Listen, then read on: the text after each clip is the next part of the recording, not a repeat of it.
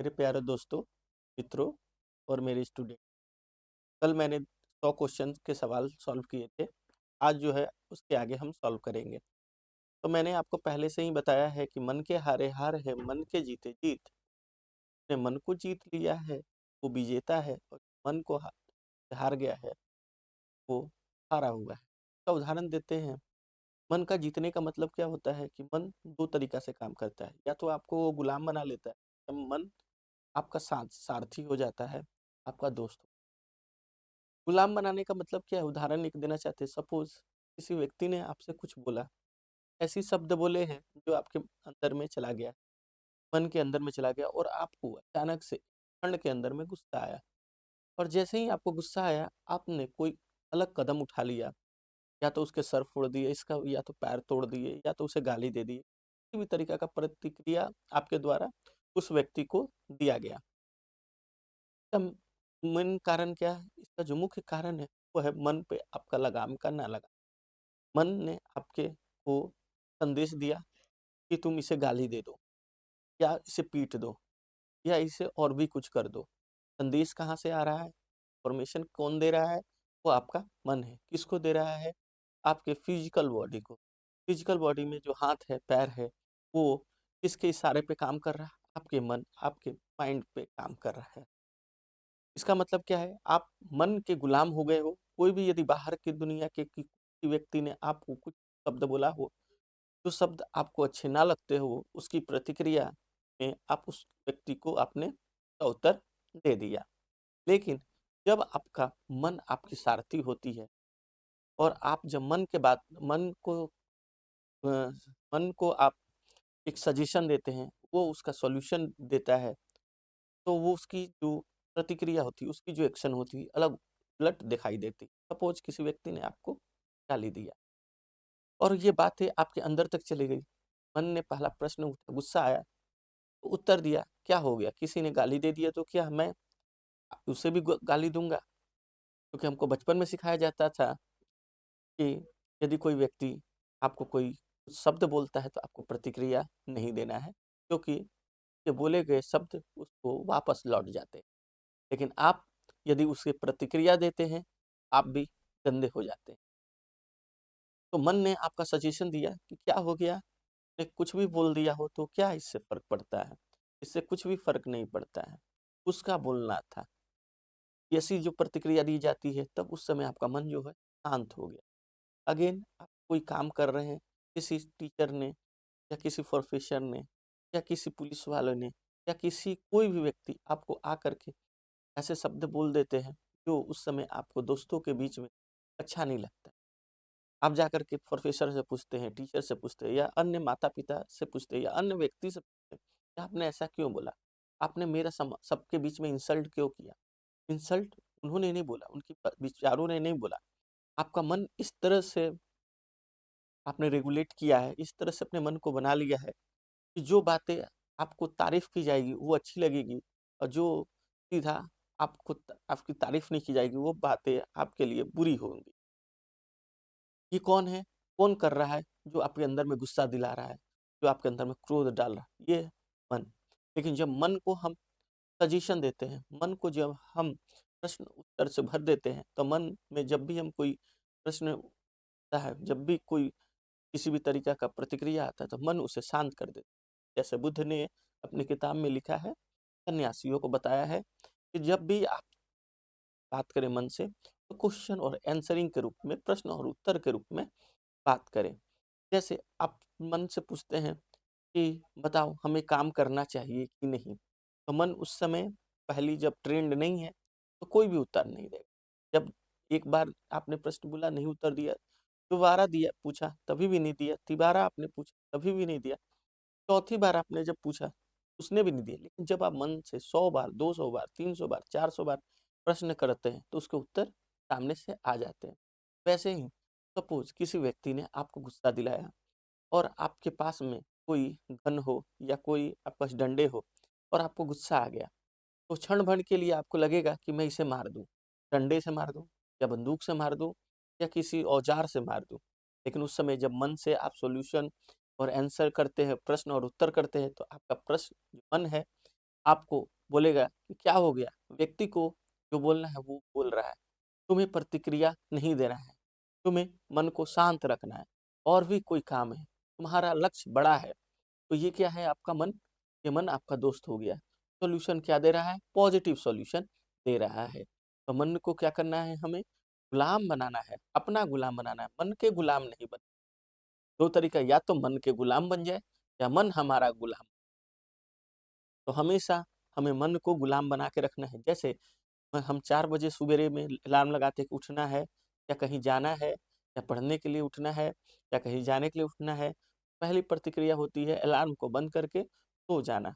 ये क्या है? ये मन की तरफ से आता है, छोड़ो ना यार, 6 बजे उठेंगे, 7 बजे उठेंगे, 8 बजे उठेंगे।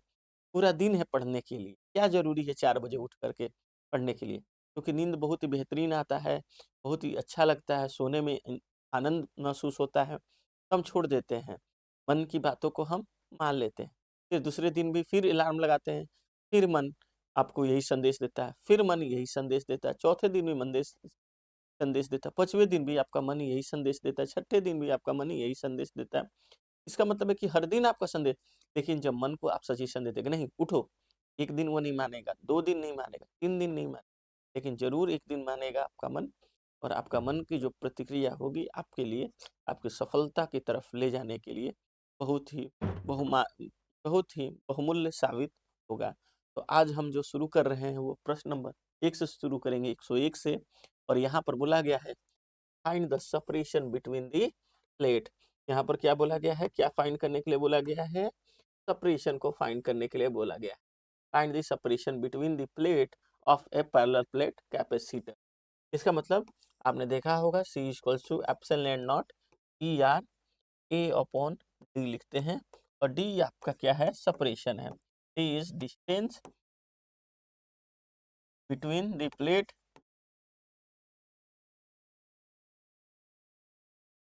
और सेपरेशन। और क्या है आपका? ये सेपरेशन है। या तो 2 प्लेट के बीच की दूरी कह सकते हैं या तो 2 बीच के सेपरेशन बता सकते हैं। इसी को हमें फाइंड करना है।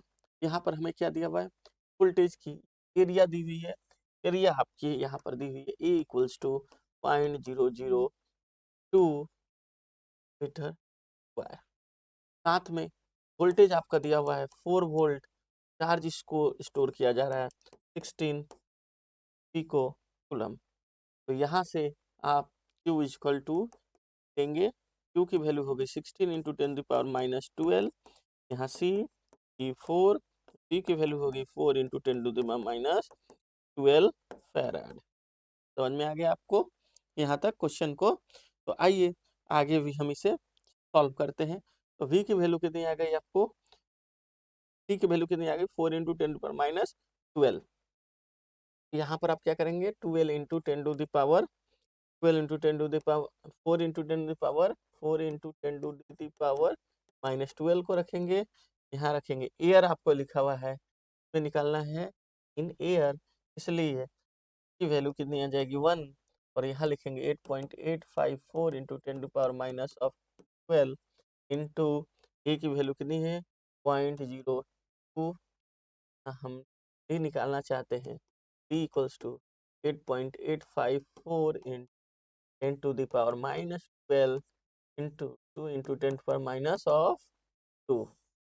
और यहाँ पर आ गया 4 इंटू 10 पर माइनस ऑफ, यहाँ की वैल्यू हो गई, यहाँ से हमने 2 से कर दिया और यहाँ पर वैल्यू आ गई आपको 4 के करीबन 4.4। Option number A is the correct answer. आपने देखा होगा 2-3 दिनों से मैं बता रहा हूँ कि जो कैपेसिटर है और कैपेसिटर की जो ये फार्मूला है C equals to epsilon naught E R A into D, इसी पर सारे सवाल पूछे जाते हैं। और इसी को बहुत ध्यान से हमें देखने की ज़रूरत है, बार-बार हमें प्रैक्टिस करने की ज़रूरत है। इसमें सबसे महत्वपूर्ण जो है वो है आप ER की वैल्यू को लिखना है 8.854 टू 10 टू द पावर 12। या तो ये डायरेक्टली पूछ दिया जाएगा या तो ये न्यूमेरिकल के रूप में पूछा जाएगा। और आपका सबसे बड़ा ध्यान क्या है? इस वैल्यू को सही से कैलकुलेट करना। सही से इसे कैलकुलेट आपको करने की ज़रूरत है।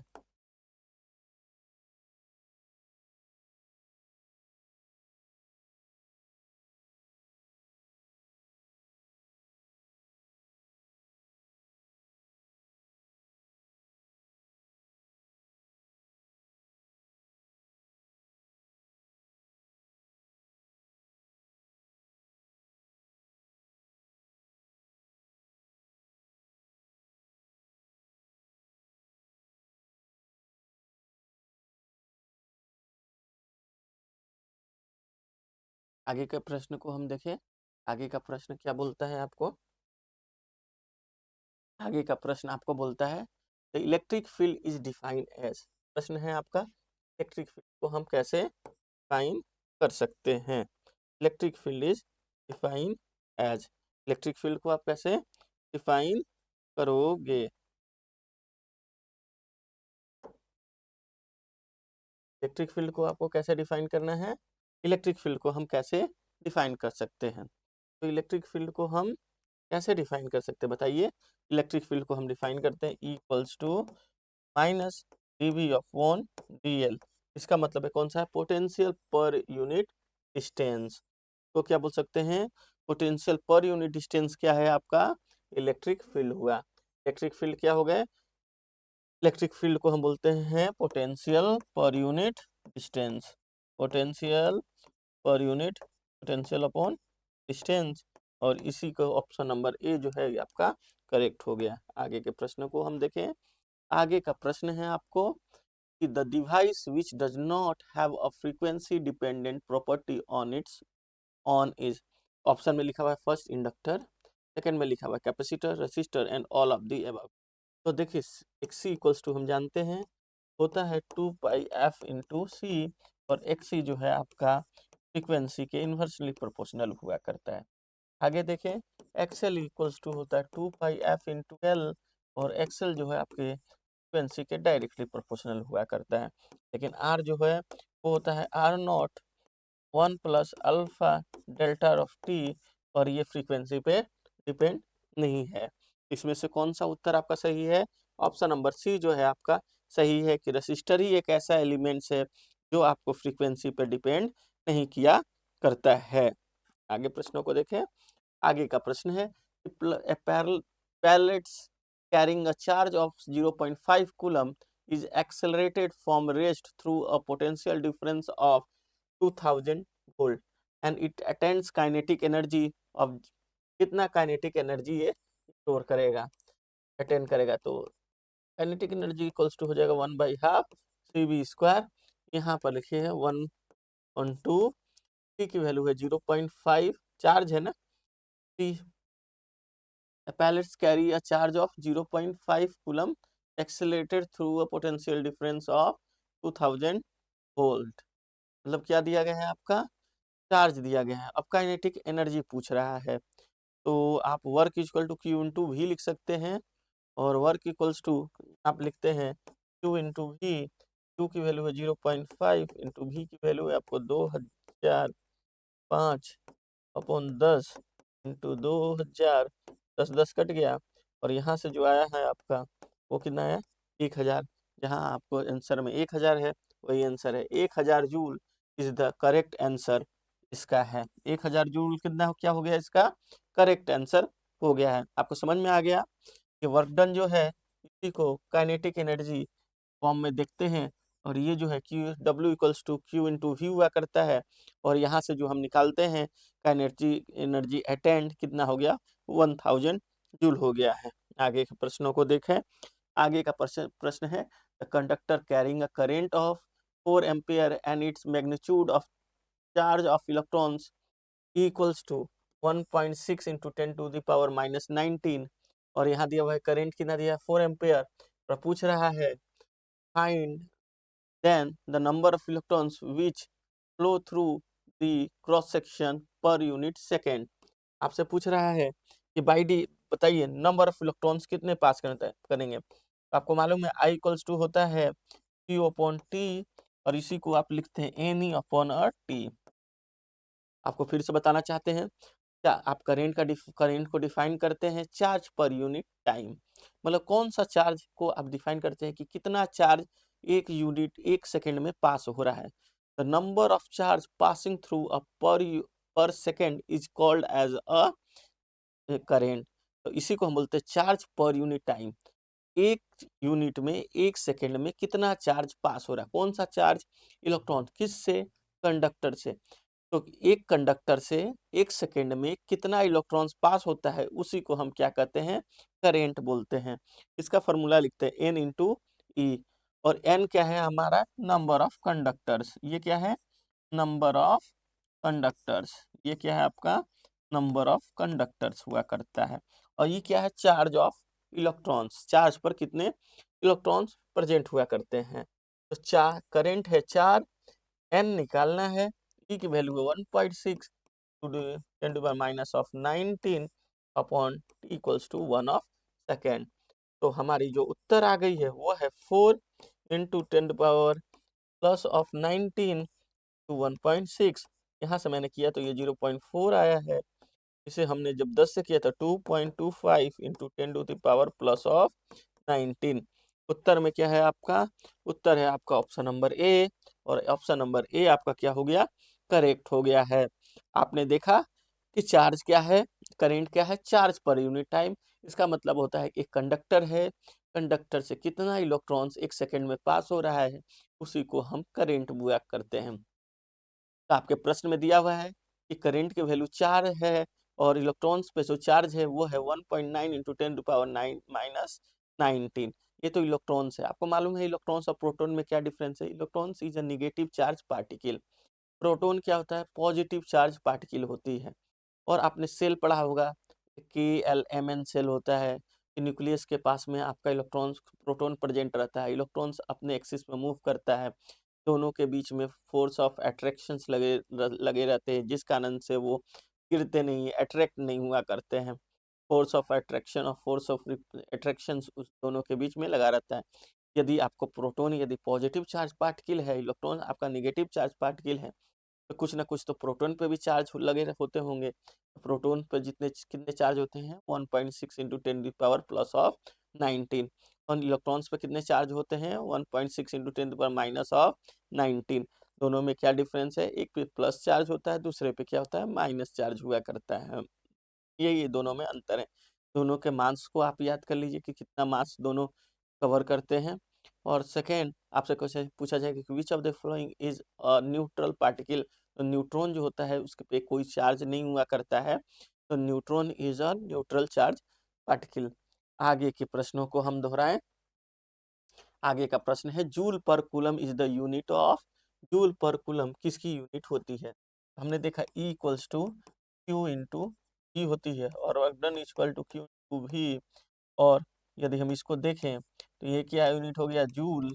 और यहाँ से हम चार्ज की यूनिट देखें तो इसकी यूनिट हो गई कूलम। तो जूल पर कूलम किसकी हो गई यूनिट है, इलेक्ट्रिक पोटेंशियल की। जूल पर कूलम किसकी यूनिट हो जाती है, इलेक्ट्रिक पोटेंशियल की यूनिट हो जाती है। आगे के प्रश्नों को देखें।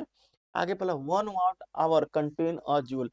1 आउट आवर कितना कंटेन करता है, तो इक्वल्स टू हम देखते हैं लिखा जाता है भी I cos of five two a C. ये जो है भी इंटू आई इसको बोलते हैं पावर, और ये जो है हमारा टाइम है। ये किस में है, वॉट में है, टाइम किस में है, आवर में। पहले ये सेकंड में हुआ करता है, सेकंड को हम जब ये आवर में कन्वर्ट करते हैं तो इसे क्या करते हैं 3600 से मल्टीप्लाई कर लेते हैं। समझ में आ रहा है। तो हम क्या हो गया, ये वॉट आवर में आ गया, तो इसको watt hour is equals to इधर के ये तो 3600 हो गया, और जब हमने मल्टीप्लाई किया तो ये 3.6 टेन पावर ऑफ 3 हुए। तो जो ऑप्शन दिखाई देगा वही उत्तर है। पहला ऑप्शन आपका गलत है, दूसरा ऑप्शन भी आपका गलत है। Only the option number C is the correct. आपको मालूम होना चाहिए 1 घंटे बराबर 3600 सेकेंड हुआ करता है, और 1 घंटे बराबर 60 मिनट्स हुए करते हैं। और 60 1 मिनट बराबर आपका 1 मिनट बराबर 1 मिनट बराबर आपका 60 सेकेंड हुआ करता है। तो हम इसको देखें कैसे करेंगे। यदि 1 मिनट बराबर आपका 60 सेकेंड है, 60 मिनट बराबर कितना आ गया आपको, 60 मिनट बराबर आपका 3600 सेकेंड, और 60 मिनट किसके बराबर है, 1 घंटे के बराबर हुआ करता है। तो ये आपको याद कर लीजिए, परीक्षा में बहुत ही महत्वपूर्ण आयक होता है।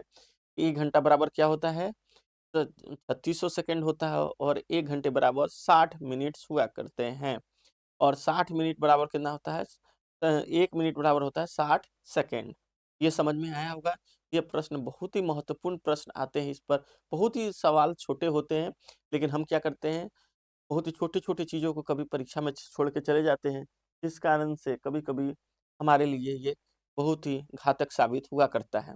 आगे हम प्रश्नों को देखें। आगे का प्रश्न है आपको, kilowatt hour is the unit of. अब देखिए किलोवाट आवर पूछ रहा है, हमने बोला था P इंटू टी, यदि इसको हम किलोवाट में रखें तो आवर में रखें, ये क्या देता है हमारा, एनर्जी दिया करता है। आंसर क्या है हमारा, option number A is the correct answer. The kilowatt hour is the unit of, किसका है यूनिट, इसकी एनर्जी के। The force between the 2 point charge of 1 coulomb each are separated by a distance 3 meter in a free space is, कितने दूर से distance पे separate किया गया है, 3 मीटर पे। चार्ज कितना है आपका, 1 कूलम है। फोर्स इक्वल्स टू हम क्या लिखते हैं, के into Q1 Q2 upon are square. के की वैल्यू कितनी हो गई, 9 × 10⁻⁴ में 9, के Q1 Q2, आर की वैल्यू कितनी हो गई आपको, 3 ऑफ स्क्वायर। तो यहाँ से जब हमने F इक्वल्स टू लिखा 9 × 10⁻⁹ और यहाँ क्या हो गया 9, इसकी वैल्यू को हमने छोड़ दिया, ये हो गया 1 × 10⁻⁹ तो कितना हो गया आपको, option number D. Option number D हो गया करेक्ट। ये बेसिक है, ये किस पे सवाल है, इलेक्ट्रोस्टैट पर है।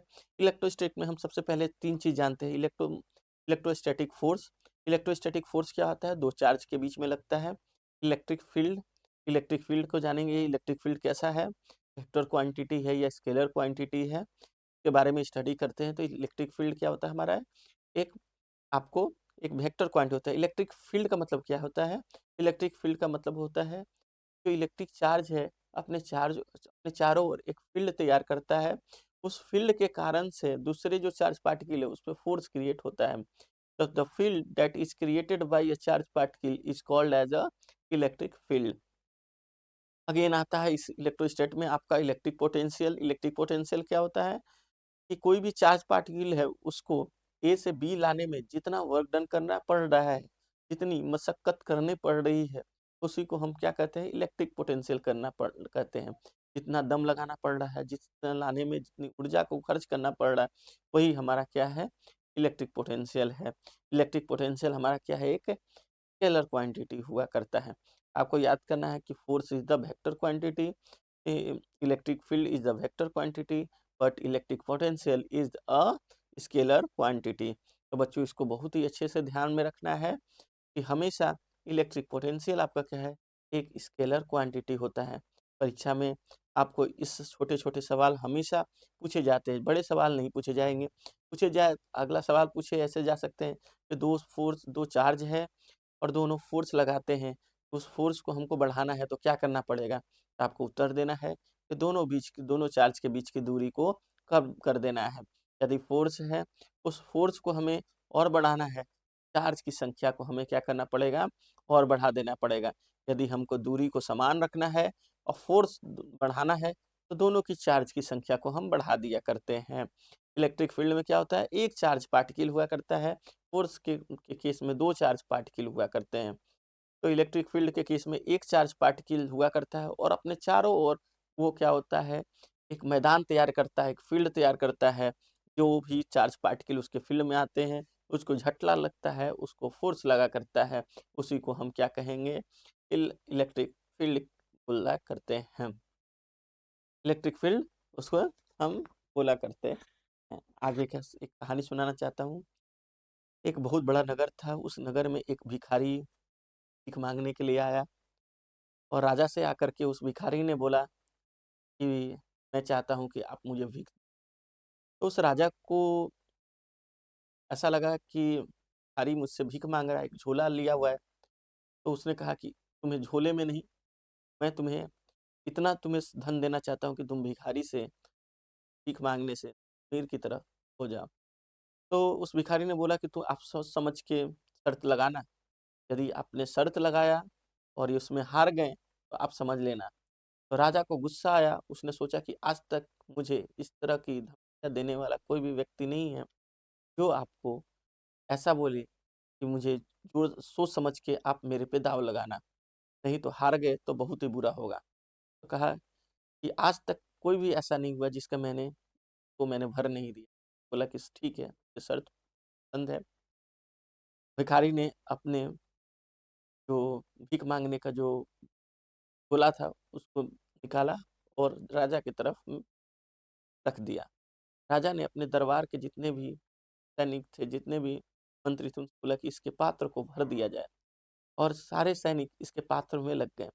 जैसे ही वो झोले में डालते, उसके जो भी असरफी डालते, जो भी धन डालते, जो भी पैसा डालते, वो गुम होते चला जाता।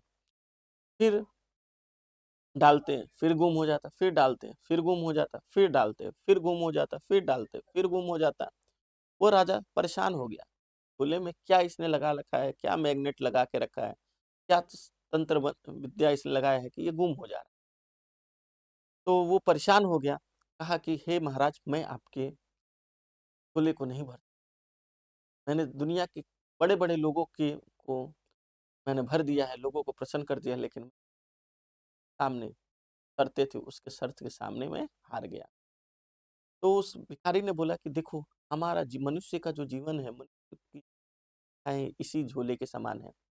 एक बार तुम कुछ दो तो वो भर भर जाती है, फिर से उसके अंदर में फिर से एक इच्छा वो भर गई, फिर इच्छा उठी, फिर भर गई, फिर इच्छा उठी। मतलब मनुष्य के अंदर में जो इच्छाएं हैं वो अनंत है, उसके मन को भरा नहीं जा सकता, और जिस चीज को भरा नहीं जा सकता उसके अंदर में संतुष्टि नहीं आ सकती है।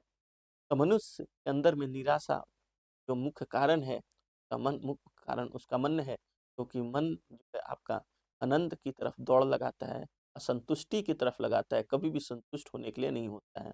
जैसे उस राजा ने उस पात्र को, उस झोले को भरने की कोशिश कर रहे थे, लेकिन वो जो भी वो सरफी डालता उस झोले में वो गायब हो जाता। वैसे मनुष्य का जो मन है वो आपके उस झोले की तरफ है, जो भी डालोगे वो जाएगा उसमें, फिर वो गुम हो जाएगा, फिर से नई एक इच्छाएं का जन्म होगा। वो इच्छाएं फिर से आपके अंदर में एक संतुष्टि पैदा करेगी, और वो असंतुष्टि आपके अंदर में एक एक दुख का जन्म देगा। तो व्यक्ति वही आनंद में है, वही सुखी है, उसने समझ लिया कि मुझे क्या पाना है और क्या नहीं पाना है। तो कुछ व्यक्ति देखते होंगे आप कि प्राइवेट नौकरी में संतुष्ट हो गए हैं, कुछ एई बन गए तभी भी संतुष्टि नहीं है, कोई बड़े-बड़े ऑफिसर बन गए तभी भी संतुष्टि नहीं। तो परीक्षा निकालिए, संतुष्ट होइए, जीवन का आनंद लीजिए, यही जीवन का सबसे बड़ा मुख्य उद्देश्य होते हैं। आगे का प्रश्न को देखिए, लिखा current always flow in a direction. तो करेंट क्या होता है, करेंट के बारे में मालूम होगा, charge per unit time. Current is equals to क्या होता है आपको, charge per unit time. Charge per unit time मतलब कौन सा चार्ज, कोई भी पूछ दे तो आपको बोलना है इलेक्ट्रॉन्स। इलेक्ट्रॉन दो तीन तरीके के चार्ज पार्टिकल होते हैं, एक होता है इलेक्ट्रॉन्स, दूसरा होता है प्रोटॉन्स, तीसरा होता है neutron. The electrons is a negative charge particle, proton is a positive charge particle, and neutrons having a no charge. तो ये क्या है आपका, चार्ज पार्टिकल है। तो कंडक्टर है, कंडक्टर में बहुत सारे इलेक्ट्रॉन्स प्रेजेंट रहते हैं, अपने स्टडी कंडीशन में बैठे हुए हैं, आराम से सोए हुए हैं, आराम से मस्ती में आराम कर रहे हैं। लेकिन जब हम किसी पोटेंशियल डिफरेंस से कंडक्टर को जोड़ते हैं तो इलेक्ट्रॉन्स को एक झटका लगता है, इलेक्ट्रॉन्स पे कोई फोर्स देता है और इलेक्ट्रॉन्स के अंदर में मूवमेंट, गति होना शुरू हो जाती है। और जैसे ही इलेक्ट्रॉन्स में गति शुरू होती है, आपका करंट का फ्लो होना शुरू हो जाता है। तो क्या है, the current always flow in a directions of opposite to the electrons. कैसे होगा, हमेशा यदि करंट इधर जा रहा है तो इलेक्ट्रॉन्स भी हम उसके अपोजिट में जाते हैं। जैसे हम देखते हैं कि एक हमारा कंडक्टर है, ये हमारा क्या है, कंडक्टर है, तो हमने एक इलेक्ट्रिक पोटेंशियल के साथ जोड़ दिया है, क्या ये प्लस है और इसका माइनस है। ये क्या हो गया, एक इलेक्ट्रॉन्स हो गए। इलेक्ट्रॉन्स के पास में क्या है आपका, नेगेटिव चार्ज पार्टिकल हुआ करती है। यहाँ नेगेटिव नेगेटिव नेगेटिव ने इस नेगेटिव पर दिया तो इधर की तरफ ढकेला, जैसे ही ये इधर की तरफ से इधर आया, करंट जो है आपका कैसा हो गया, प्लस से माइनस की तरफ आना शुरू कर दिया। तो electrons is always flow from negative to positive, and the current is always flow from positive to negative. Current हमेशा पॉजिटिव से नेगेटिव की तरफ जाता है, जबकि आपका इलेक्ट्रॉन्स जो है नेगेटिव से पॉजिटिव की तरफ जाया करता है। ये आपको हमेशा याद रखने की जरूरत हुआ करेगी। आगे देखिए, आगे लिखा हुआ है मैच द फॉलोइंग, में कौन किसको मैच कर रहा है। ओम्स लो, ओम्स लो क्या होता है V is directly proportional to I. Voltage is directly proportional to I. Voltage current relationship मतलब एक इसके साथ मैच कर गया, इनके साथ, क्योंकि वोल्टेज और करंट का रिलेशनशिप कौन बताता है? Ohm's law. Fleming right hand rules, तो फ्लेमिंग राइट हैंड रूल्स किसके लिए होते हैं? आपके जनरेटर के लिए होते हैं। Fleming right hand rules is for generator. आगे alternator is the AC generator. तो आगे हम मैच करें, आपका B is equals to 2 and C is equals to 4 and D is equals to 1। आपको समझ में आ गया? क्या हो गया आपको? D is equals to 1। तो आप ऑप्शन में देखिए A equals to 3 and B equals to 2, C equals to 4 and D equals to 1। Option number आपका डी है और यहाँ से आपका करेक्ट हो गया है। तो ओम्स लॉ क्या है? वोल्टेज करंट के बीच का रिलेशन है। फ्लेमिंग राइट हैंड रूल्स किसको देता है? डीसी जनरेटर का देता है। और आपको जो अल्टरनेटर है उसको सिंक्रोनस जनरेटर भी हम बोलते हैं। एसी जनरेटर और सिंक्रोनस जनरेटर दोनों जो होते हैं समान हुआ करते हैं। तो आप अपने नोट में लिख दीजिएगा कि alternator is similar to AC generator और सिंक्रोनस जनरेटर। प्रश्न आता है कि सिंक्रोनस जनरेटर किसको बोलते हैं? सिंक्रोनस जनरेटर इलेक्ट्रिकल डिवाइस हुआ करता है और इलेक्ट्रिकल मशीन हुआ करता है जो कि सिंक्रोनस पर मूव किया करता है। आपको तो मालूम होगा सिंक्रोनस मशीन क्या होता है? It is a machine that is rotate at a fixed speed. The speed is called as a synchronous speed. तो आपका क्या है? सिंक्रोनस क्या है? सिंक्रोनस मशीन एक मशीन है जो कि एक फिक्स स्पीड पर आपको रोटेट करता है और वो जो फिक्स स्पीड है आपका क्या स्पीड है? वो सिंक्रोनस स्पीड हुआ करती है। तो हुआ क्या करता है? आपको मालूम हुआ, प्रश्न पूछ सकता है आपको अल्टरनेटर में कितने वाइंडिंग होते हैं? तो आपको मालूम होना चाहिए कि 2 वाइंडिंग होते हैं, एक फील्ड एंड दूसरा is armature. Field is always placed in rotor and armature is always connected with stator. और तो ये क्या होती है? डबली एक्साइटेड हुआ करती है, सिंगली एक्साइटेड नहीं होती है। फील्ड को हम डीसी से देते हैं और आर्मेचर हमेशा एसी के थ्रू होता है। यहाँ 2 फील्ड क्रिएट होती है, through a magnetic through a field winding and another is the armature winding and both are trying to reach at a same condition. दोनों एक दूसरे को कैच करना चाहती है और जब वो कैच कर लेती है तो एक स्पीड कांस्टेंट स्पीड से मूव करता है, वो कांस्टेंट स्पीड होता है सिंक्रोनस स्पीड। और इसलिए आपके जो सिंक्रोनस जनरेटर होते हैं और अल्टरनेटर होता है वो सेल्फ स्टार्टिंग नहीं होते हैं। तो 4-5 प्रश्न आता है। Synchronous alternator is called as a synchronous generator. It is move with a constant speed. It has a 2 winding field and armature winding. It has a 2 field and both field are rotating with same speed. So there is a no starting torque is produced. Hindi में बोलना चाहेंगे, alternator को ही हम synchronous generator बोलते हैं। Synchronous generator एक fix speed से move करता है, बस 2 वाइंडिंग होती है और आर्मेचर, और इसमें 2 फील्ड मैग्नेटिक फील्ड प्रोड्यूस होता है, दोनों सेम स्पीड से रोटेट करते हैं। यहाँ तक समझ में आया? यहाँ तक आपको कोई दिक्कत है तो आप बता सकते हैं। If 10 resistor of 10 ohm each are connected in parallel, the total resistance will be, the total resistance कितना होगा यदि 10 resistance of 10 ohm को कनेक्ट करते हैं पैरेलल में? तो फॉर्मूला है Rn/n। कितना है? 10 है। कितना से डिवाइड करेंगे? 10 से कितनी वैल्यू आज आ जाएगी? 1 ओम। समझ में आया? 10 10 रजिस्टर है ऑफ 10 ओम। कितना है? 10 रजिस्टर है 10 ओम का। इसकी वैल्यू कितनी हो गई? Rn/n। कितना इसकी वैल्यू है? 10। और कितना चाहिए यहाँ? n is equals to 10। 10/10 इसलिए कितनी हो गई? 1 ओम। ये कितना आंसर आ गया? 1 ओम इसकी आंसर आ गई। ये कहाँ है? Answer number C. मतलब हमेशा याद करना है कि यहाँ Rn का मतलब क्या हो गया? Number of resistance. और यह क्या? एन। यदि यहाँ 5 रहता तो यहाँ क्या होता? 5/5। यहाँ यदि 4 रहता तो 4/4। यहाँ यदि 20 रहता, यदि यहाँ 20 रहता 20/, ऑलवेज भी कांस्टेंट। यदि यहाँ 10 है, 10 का 10 दिया हुआ है तो वहाँ क्या होगा? 1। यदि यह 7 रहता, 7 का यदि रेसिस्टेंस का वैल्यू 7 ओम रहता तभी भी हम लिखते 1। यदि यहाँ 20 रहता 20 का यदि रेसिस्टेंस की वैल्यू 20 दिया रहती तब भी वैल्यू होता 1। इसका मतलब क्या है, ये 10 है, यहाँ देख रहे हैं 10, और यहाँ पे वैल्यू क्या है 10, दोनों मैच कर रहा है, इसके लिए इसकी वैल्यू कितनी हो गई 1। यदि यहाँ ये 7 होता, यहाँ पर भी 7 होता, इसकी वैल्यू कितनी हो जाती 1। यदि इसकी वैल्यू 4 होता, यहाँ पर भी 4 होता, तो इसकी वैल्यू क्या हो जाती 1। समझ में आ रहा है आपको? यदि 10 है, दोनों साइड 10, इसलिए इसकी वैल्यू कितनी आई 1। यदि 7 रहता है, यहाँ पर भी 7 होता, तो इसकी वैल्यू कितनी आती 1। यदि 4 है, यहाँ पर भी 4 रहता, तो वैल्यू कितनी हो जाती 1। यहाँ 3 है, यहाँ पर भी 3 रहता, तो इसकी वैल्यू कितनी हो जाती 1। इसका मतलब यदि 10 रेसिस्टेंस है और 10 ओम दिया हुआ है, इसका मतलब क्या हो गया 1। यदि 7 रेसिस्टेंस है, 7 वैल्यू दी गई है, इसका मतलब क्या है 1। आपको ये तो पूरी तरह से क्लियर हो गया है, इसको सॉल्व करने की जरूरत नहीं है, डायरेक्ट इसे हम तड़ से मार देते हैं, डायरेक्ट इसे सॉल्व कर देते हैं। आगे क्वेश्चन को देखें, यूनिट ऑफ रेसिस्टिविटी। फिर से क्वेश्चन आ गया कि रेसिस्टिविटी की क्या यूनिट होगी। आपको मैंने बताया R is equals to rho L upon A हुआ करता है।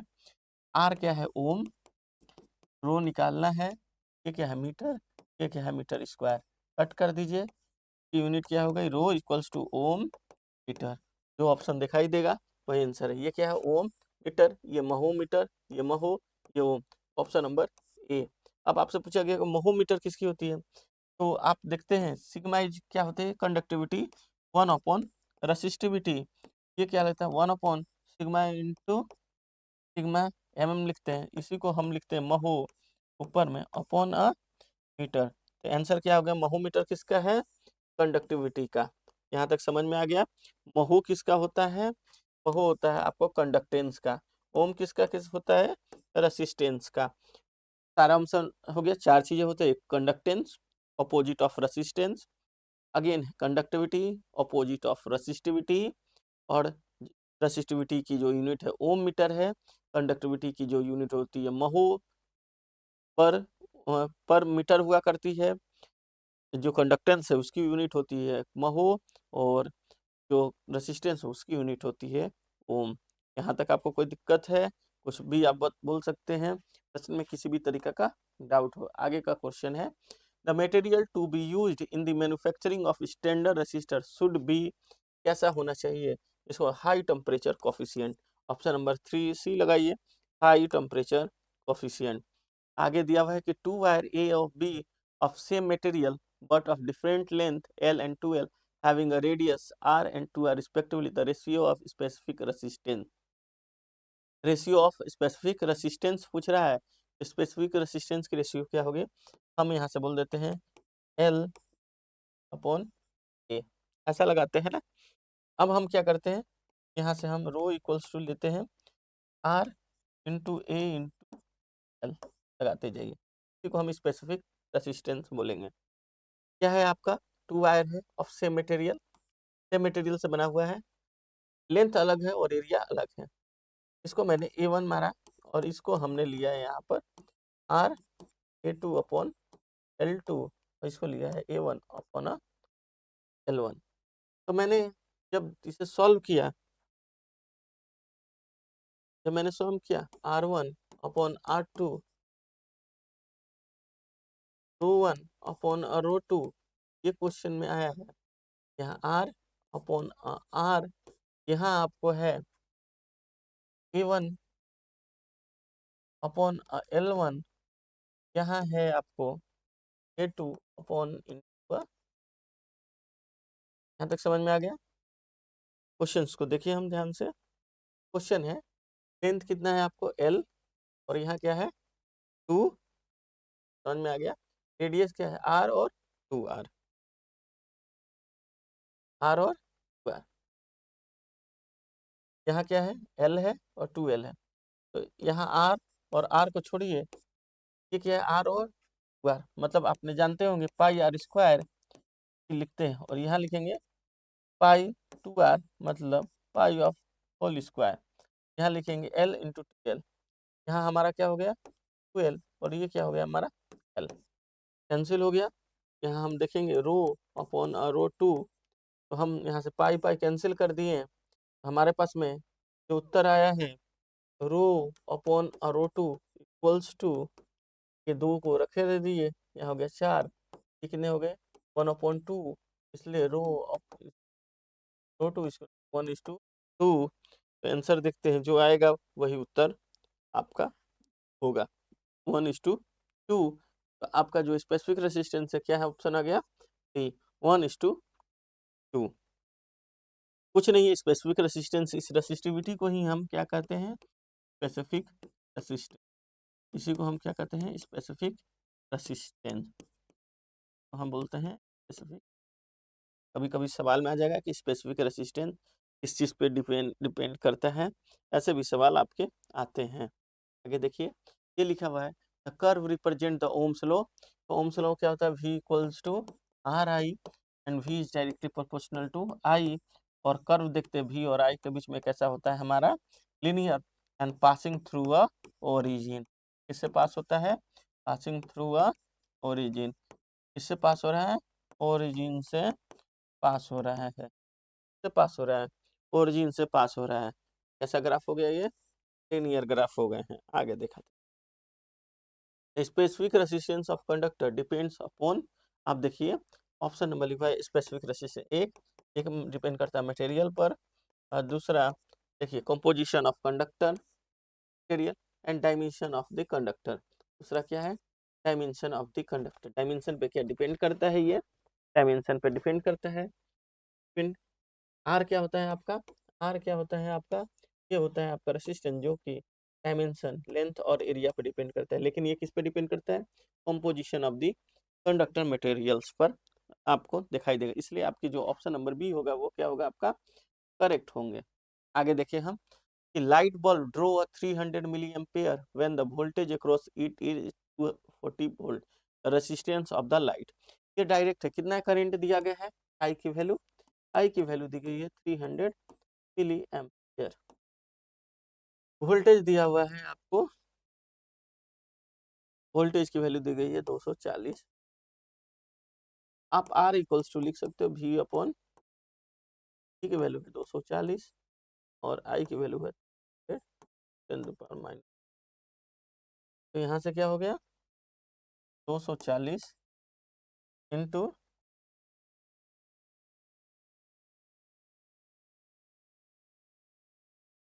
10⁻3।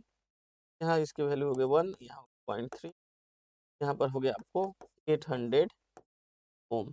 तो आंसर में क्या है, ऑप्शन नंबर सी, डायरेक्टली आपको 800 ओम दिया हुआ। आगे देखिए, when the particle act as a current carrying in a metallic conductor, which particle act as a current carrying in a metallic conductor।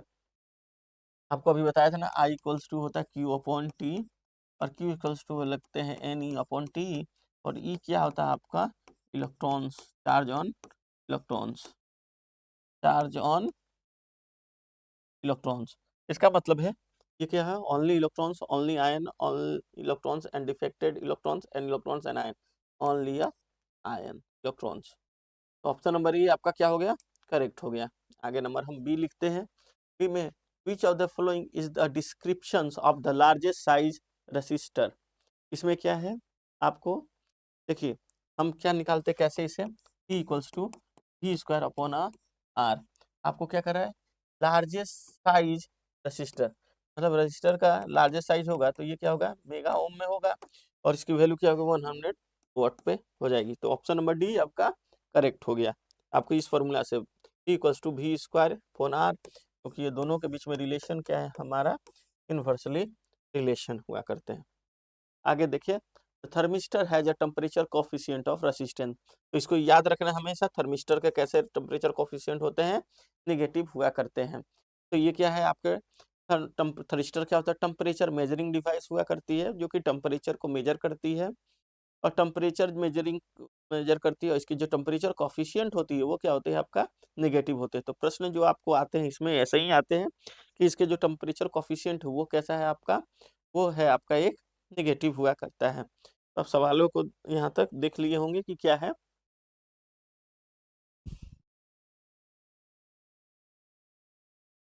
आगे के सवाल को हम पढ़ते हैं। तो filament of electric bulb is made up of tungsten gauze. लिखा हुआ है कि एक फिलामेंट जो है इलेक्ट्रिक बल्ब का, टंजस्टन से क्यों बना करता है। It is cheap, it is brighter, it is melting point is high, and its resistance is low. तो हम क्यों करते हैं कि इसकी मेल्टिंग पॉइंट जो होती है हाई हुआ करती है। जो टंजिस्टन होता है उसका क्या होता है, एक मेल्टिंग पॉइंट हाई हुआ करता है, इसलिए टंजिस्टन से हम फिलामेंट को बनाया करते हैं। तो इसका आंसर क्या है आपका, ऑप्शन नंबर सी हुआ करता है। तो अभी आपने देखा होगा, मैं फिर से बात करना चाहूँगा आरआरबी पर। अभी आपने देखा होगा कि बहुत सारे नोटिफिकेशन आए होंगे, RRB electrician, RRB ALP, RRB RRB JE. तो रेलवे की सबसे बड़ी फायदे क्या है कि जो पर्क्स दिए जाते हैं वो सबसे ज़्यादा दिए जाते हैं, और वर्क कल्चर बहुत ही अच्छा होता है। जब आप रेलवे में काम करते हैं तभी आपको लगता है कि हमने कोई इंजीनियरिंग की है, क्योंकि आप इंजीनियरिंग में जो आप पढ़ते हैं, जो आप मशीन पढ़ते हैं, जो आप मेजरमेंट पढ़ते हैं, वो कम्युनिकेशन पढ़ते हैं, वो सारी चीज़ें वहाँ आपको दिखाई देते हैं। आपको बहुत ही वो देखने के बाद में बहुत ही तो देखने के बाद आपको एक बहुत ही उसमें आपको लगता है कि मैंने कुछ किया है, मैं कुछ जान रहा हूँ, कुछ मैं समझ रहा हूँ, उसके बारे में आपको ये फ़ायदे मिलते हैं। फिर उसके पर्क्स है, जो मेडिकल्स मिलते हैं, जो पीएफ कटते हैं, जो आपकी ग्रेजुएटी मिलती है बच्चों के लिए, जो पढ़ाने के लिए सुविधा मिल जाती है। ये सब सुविधा जो है आपको यहाँ पर एक अच्छे फ़ायदे दिलाते हैं। ये सब फ़ायदे आपको रेलवे के लिए हैं। और रेलवे के परीक्षा जो होते हैं बहुत ही कठिन नहीं होते हैं।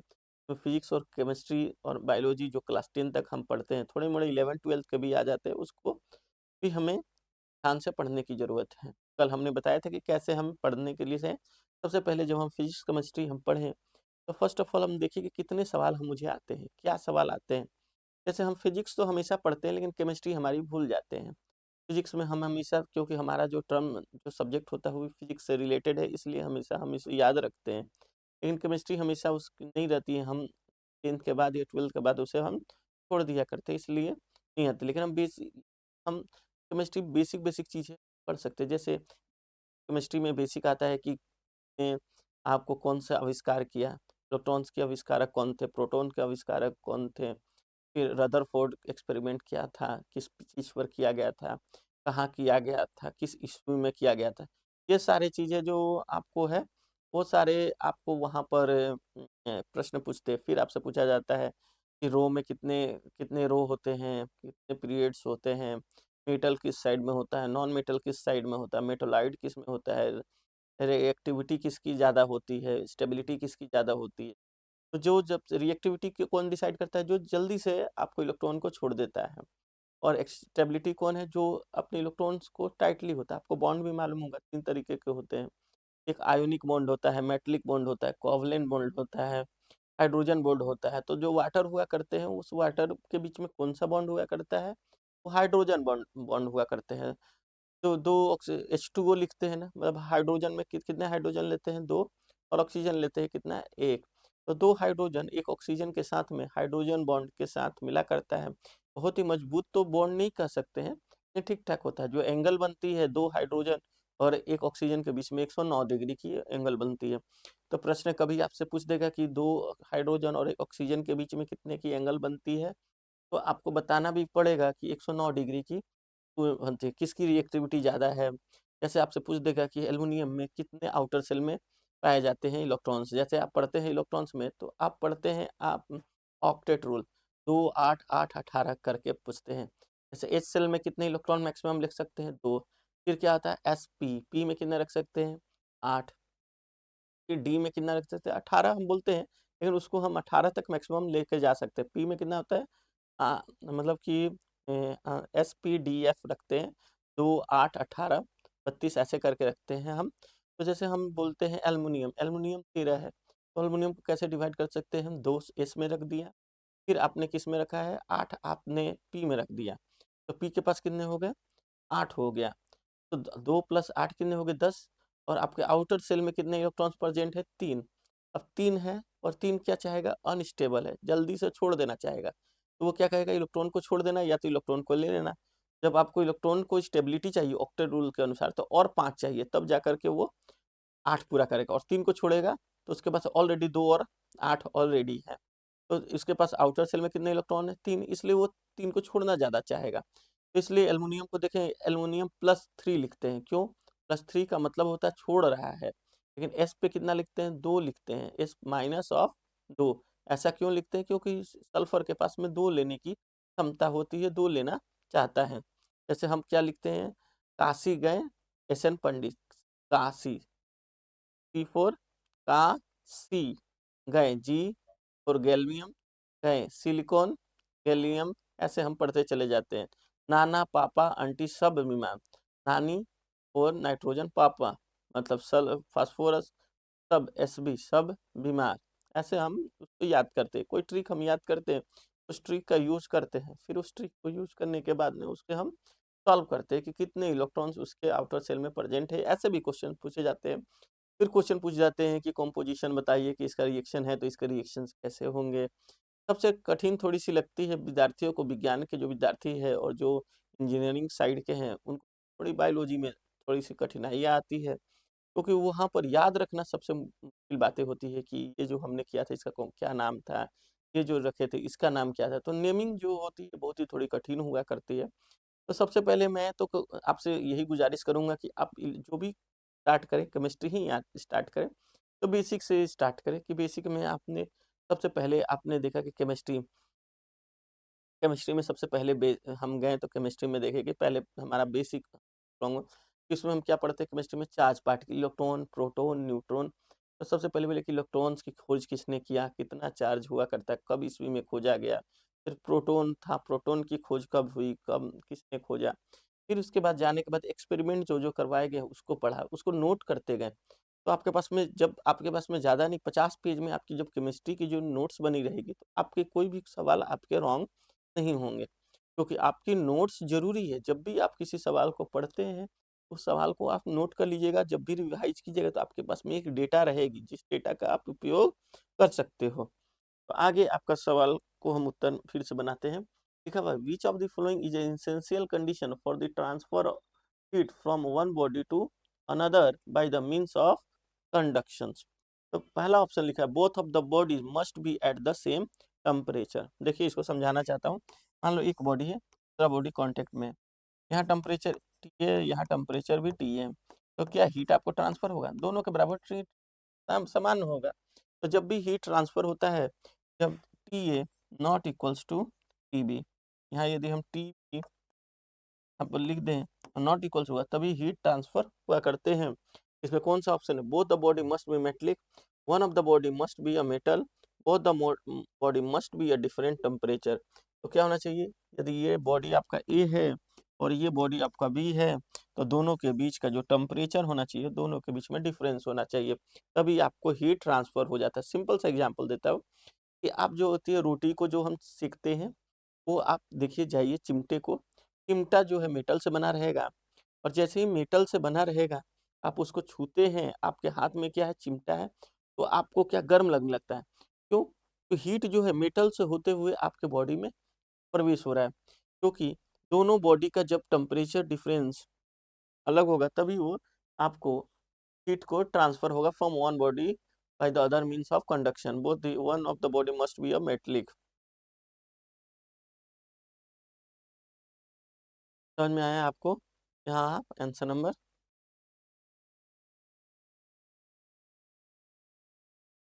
आगे लिखे, current of 18 ampere flow through the conductor for a half an minute, the total charge flow within the conductor same time। तो इसका डायरेक्ट क्वेश्चन का उत्तर होगा I equals to Q upon T. लगाइए, I की वैल्यू है कितना 18, Q आपको निकालना है, टी है हाफ एन, कितना लिखा हुआ है आपको हाफ एन मिनट्स में, क्यू इक्वल्स टू आपका आ गया आपको यहाँ पर डायरेक्टली हमने लिखा क्यू इक्वल्स टू आ गया 18 1/2 की वैल्यू आ गई 9 कूलम, आपके आंसर आ गए। यदि हम इसको देखें, यदि आपको सेकेंड में बोला गया था, ये पूछ रहा था total charge flow with in the conductor at the same time, same time, और हमने क्या बोला, चार्ज पर यूनिट टाइम, और number of charge, number of electrons passing through in 1 second is called as a electric current. तो यहाँ हम यदि इसको 60 से मल्टीप्लाई कर दें तो ये क्या हो गया 560, और यही क्या हो गया कूलम हो गया। 1 सेकंड में कितने पास किए गए हैं, 560 कूलम के इलेक्ट्रॉन्स पास किए गए हैं। आगे हम लिखे SI यूनिट ऑफ किसी माध्यम, इसको बाद में प्रश्नों को देखेंगे, आगे का प्रश्न देखिए विच of the following material has the highest value of dielectric constant. इसमें कौन सा ऑप्शन होगा आपको बताइए। इसका ऑप्शन है ए, सिरामिक। आगे देखिए, the surface integral of normal components of electric displacement D over any closed surface equals the charge enclosed by that surface, the statement is associated with। तो आपको क्या बोलता है कि charge closed is equals to d dot ds। ये क्या है, displacement है,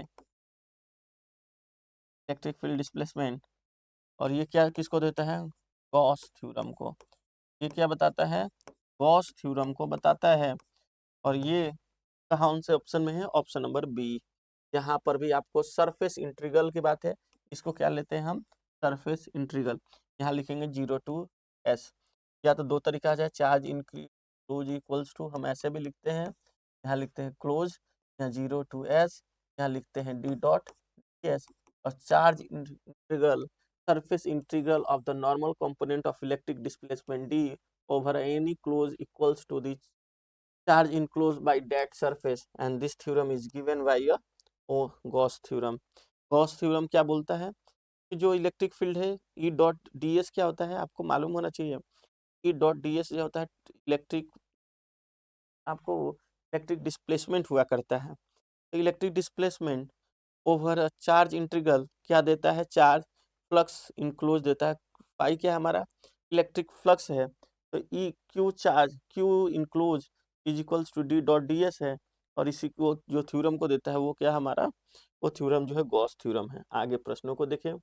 आगे का प्रश्न है, potential inside the charge hollow sphere is, क्या बोल रहा है। अब आप समझ लीजिए, कल मैंने बताया था कि ये होलो कंडक्टर है। ये कैसा कंडक्टर है आपका, होलो कंडक्टर है।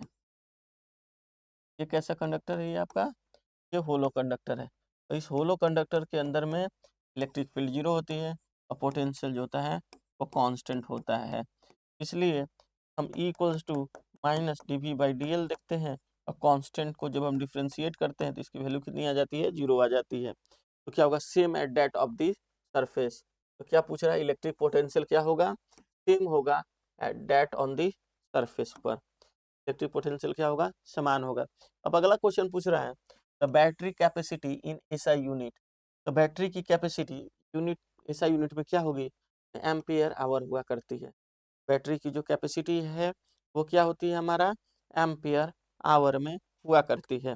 The battery capacity in SI unit is ampere hour. आगे के प्रश्नों का उत्तर देखें। आगे का प्रश्नों का उत्तर है, द ड्रिफ्ट वेलोसिटी। आगे के प्रश्नों को देखिए, तो ड्रिफ्ट वेलोसिटी एक्वायर्ड पर unit electric field, the drift velocity acquired per unit electric field applied is called as a। तो ड्रिफ्ट वेलोसिटी उसको क्या हम बोलेंगे, उसको बोलते हैं हम electric mobility. Option number D क्या है आपका, इलेक्ट्रिक मोबिलिटी लिखा हुआ है। Drift velocity per unit electric field, क्योंकि हम लिखते हैं E equals to mu of V।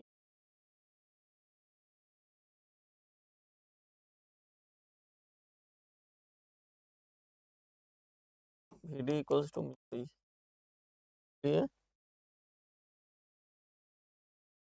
Mu equals to,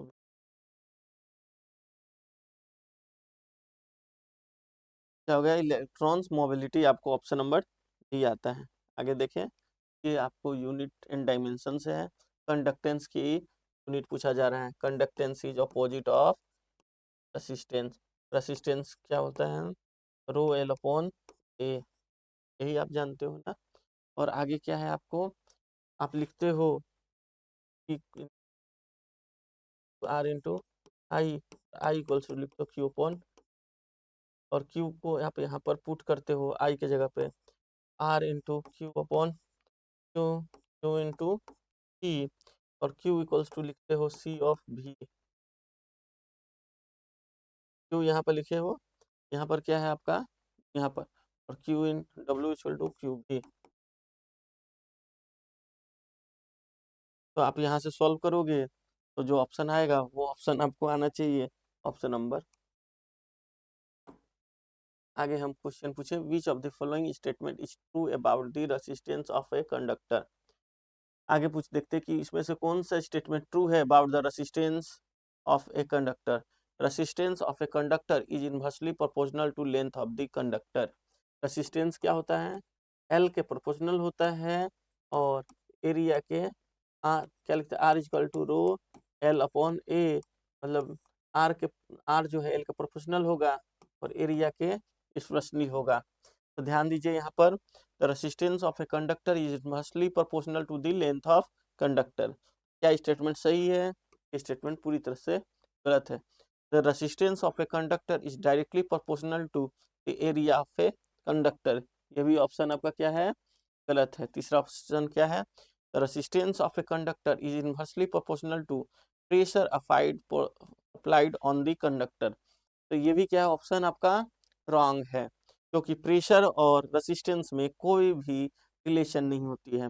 आपको मालूम होना चाहिए रेसिस्टेंस क्या है, it is the property of a materials that oppose the flow of current. Hindi में बोले, यह एक मटेरियल की प्रॉपर्टी हुआ करती है जो कि करेंट के फ्लो को अपोज किया करता है।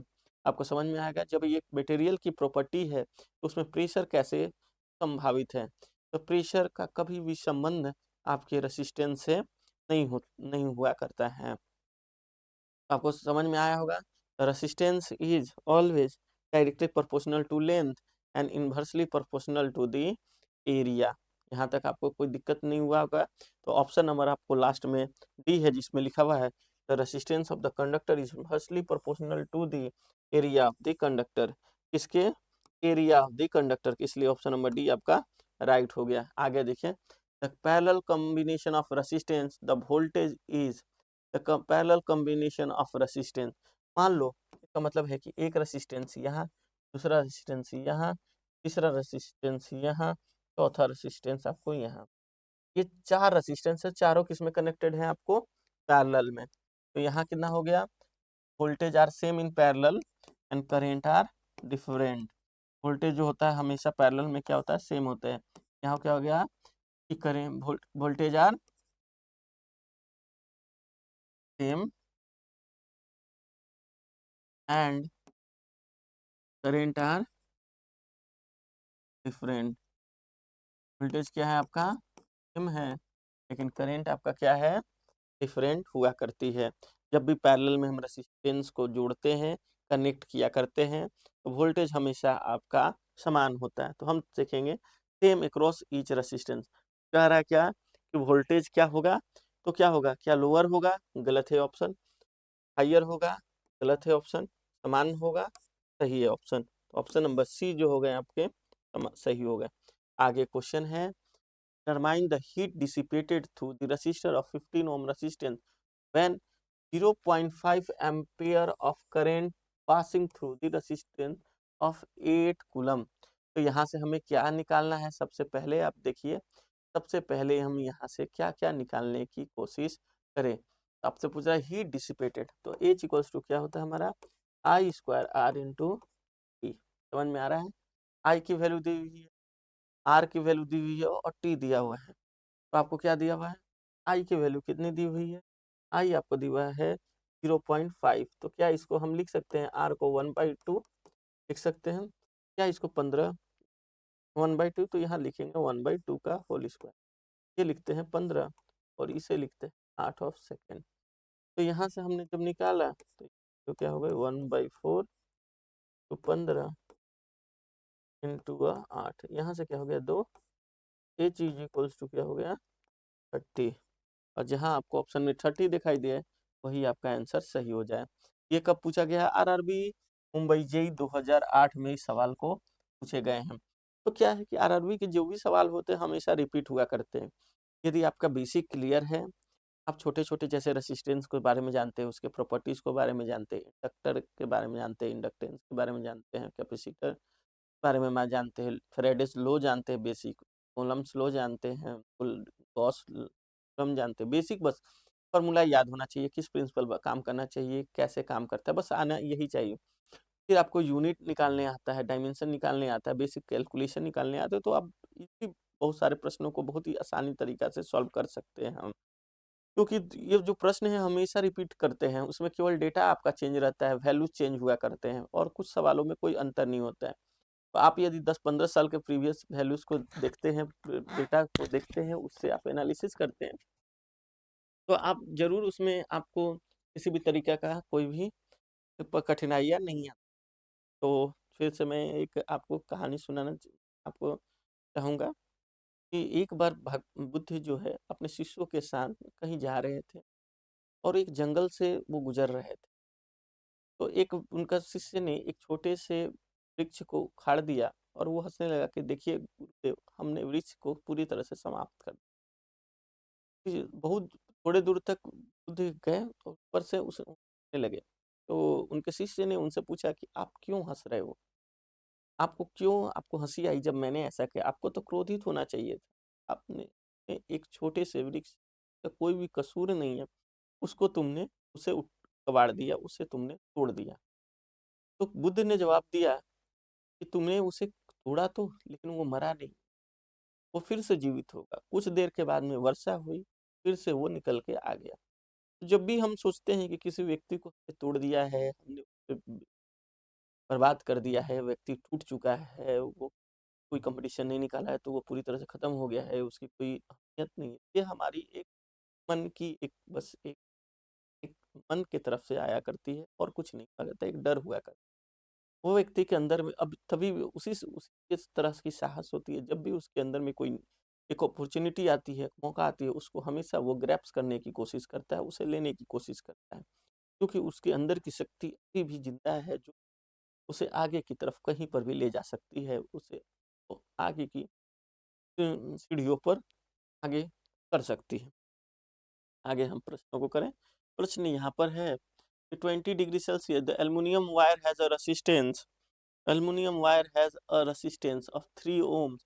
The temperature coefficient of resistance is कितना दिया हुआ है आपको? Temperature coefficient 0.005 at 30 degree Celsius. कितने डिग्री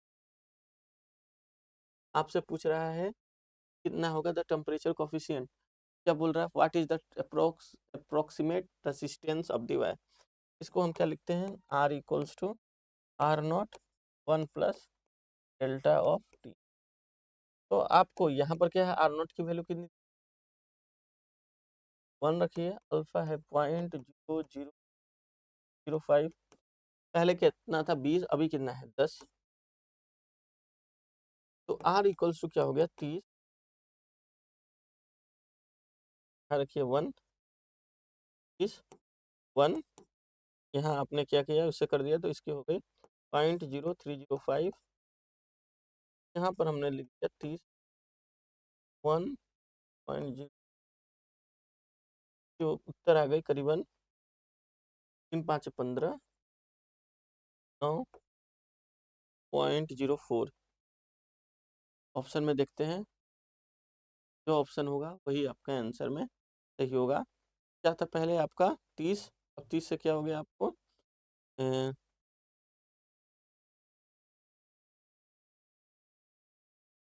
तो 4 45 40 के करीबन में आंसर आपके आ जाएंगे। आंसर क्या हो जाएंगे? 45 के करीबन में आपके आंसर आ जाएंगे। आंसर क्या हो गए? क्या हो गए आंसर? 1.0, मतलब आंसर नंबर डी जो है आपका ये सही है। इस फार्मूला का हम ये यहाँ पर उपयोग करेंगे। इस फार्मूला का उपयोग करने के बाद इसे सॉल्व किया करेंगे। आगे के प्रश्नों का उत्तर देखिए। लिखा हुआ तो on which supply does the appliance based on heating effect of the electric current work? बोल रखो on which supply does the appliance based on heating effect of electric current the, ये क्या हो गया? यहाँ पर क्या हीटिंग इफेक्ट क्या होता है? आर, क्योंकि आर जो है हीट को डिसिपेट करता है। आर इज द एलिमेंट, ऐसा एलिमेंट है पैसिव, हीट को करता है, हीट को किसी हीट कर के फॉर्म में, दी फॉर्म ऑफ,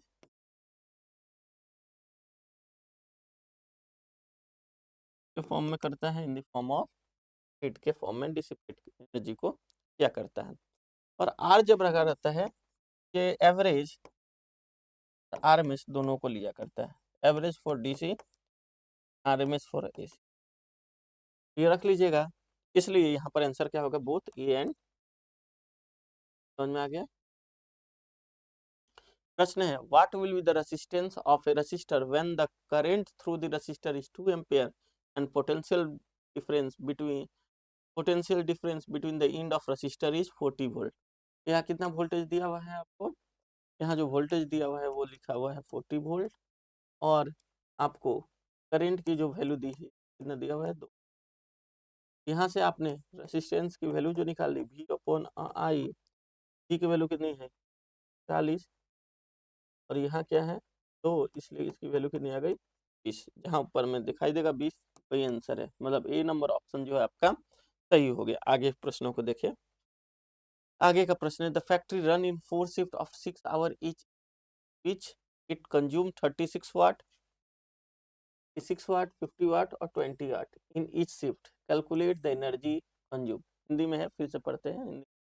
एक कारखाना 6 घंटे की 4 पालियों में चलता है, इसमें यह क्रमशः प्रत्येक शिफ्ट में 36 किलोवाट, 88 किलोवाट, 50 किलोवाट और 20 किलोवाट की खपत करता है। कारखाने की प्रतिदिन ऊर्जा खपत की गणना करें।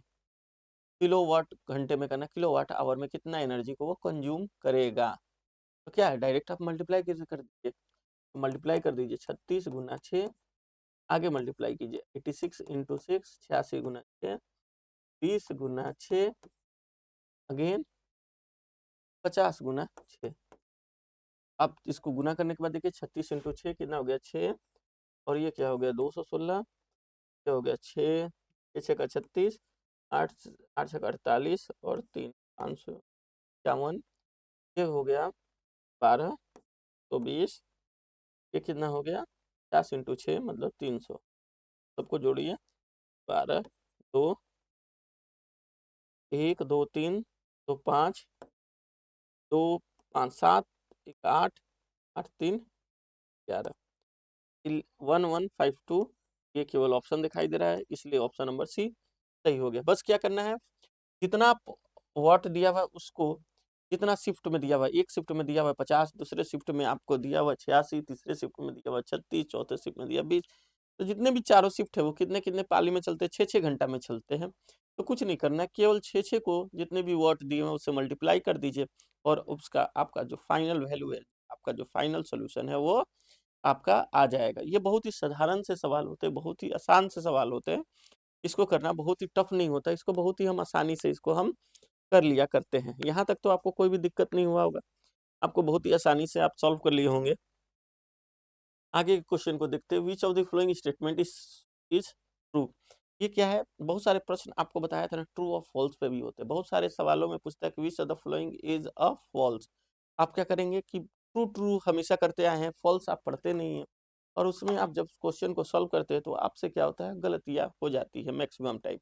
तो आप कभी भी ऐसे गलती ना करें जिसके कारण से आपको हमेशा जीवन भर आपको दुख की झेलना पड़े। कभी कभी क्या होता है कि हमारे पास में कभी नौकरियां चल के आती है, लेकिन हम अपने सिली मिस्टेक के कारण से उसे खो दिया करते हैं। हम आपसे उस दिन बताए थे कि हमें मिस्टेक को कम करने के लिए पहले रीडिंग कॉम्प्रहेंशन को इंक्रीज करें, मतलब मन को शांत करके पहले सवालों को आराम से पढ़े कि सवाल क्या पूछ रहा है। तो पहले देखिए कि किसमें निकालने के लिए बोला है, मिली में बोला है या माइक्रो में बोला है या केवल नॉर्मल बोला गया है। तो उसको सबसे पहले हम उस पेज में नोट कर ले। अगेन देखिए कि कितनी कैलकुलेशन रखा गया, 3 डिजिट तक है कि 2 डिजिट तक है या 4 डिजिट तक है। अगेन हम देखें कि उसमें ट्रू बोला गया है या फॉल्स बोला गया है। कभी कभी क्या होता है कि हम सवालों को सही से नहीं पढ़ते, जहाँ ट्रू बोला गया है वहाँ फॉल्स पढ़ लेते हैं, फॉल्स की जगह पे ट्रू पढ़ लिया करते हैं। तो ये सब सवालों को हमें ध्यान से देखना है, इसे हमें कभी गलतियां नहीं करनी है। ये सब सवालों को हम तरह से इस तरह से सॉल्व करें जिससे कि हमारे जो प्रश्नों का जो है वो कभी भी दिक्कतें ना हो। तो यहाँ तक आपको समझ में आया होगा, यहाँ तक तो किसी भी तरीका का कोई डाउट नहीं है। अब चलिए इस क्वेश्चन को देखते हैं। इस क्वेश्चन बहुत ही आसान तरीका का क्वेश्चन है, प्रश्न को पढ़ते हैं। The equivalent resistance in series combination is larger than the largest resistance in the combination. इसका अर्थ का मतलब है, सपोज हमने 4 रेसिस्टेंस लिया, एक लिया R1, दूसरा लिखा है R2, तीसरा लिखा है R3, चौथा लिया है आ रहा है समझ में? तो हमने इसे जोड़ा, आर इक्वल्स टू लिखा R1 plus of R2 plus of R3 plus of की वैल्यू हमने एक रखा, इसकी 1 प्लस 1 प्लस 1 प्लस 2 टोटल कितने आ गए, और ये कितना हो गया 2। आर कितना हो गया टोटल 5। बोल रहा है कि इसकी जो रेसिस्टेंस रखा गया है सबसे लार्जेस्ट वालों को, क्या उससे टोटल जो जोड़ के आ रहा है ज्यादा होता है? स्टेटमेंट नंबर 1 तो करेक्ट है, स्टेटमेंट नंबर 1 ही करेक्ट हो गया। तो equivalent resistance series combination is smaller than the largest resistance, क्या ये सही है? नहीं। Equivalent resistance series combination is the equal to the smallest resistance in the combination, ये भी क्या है? सही।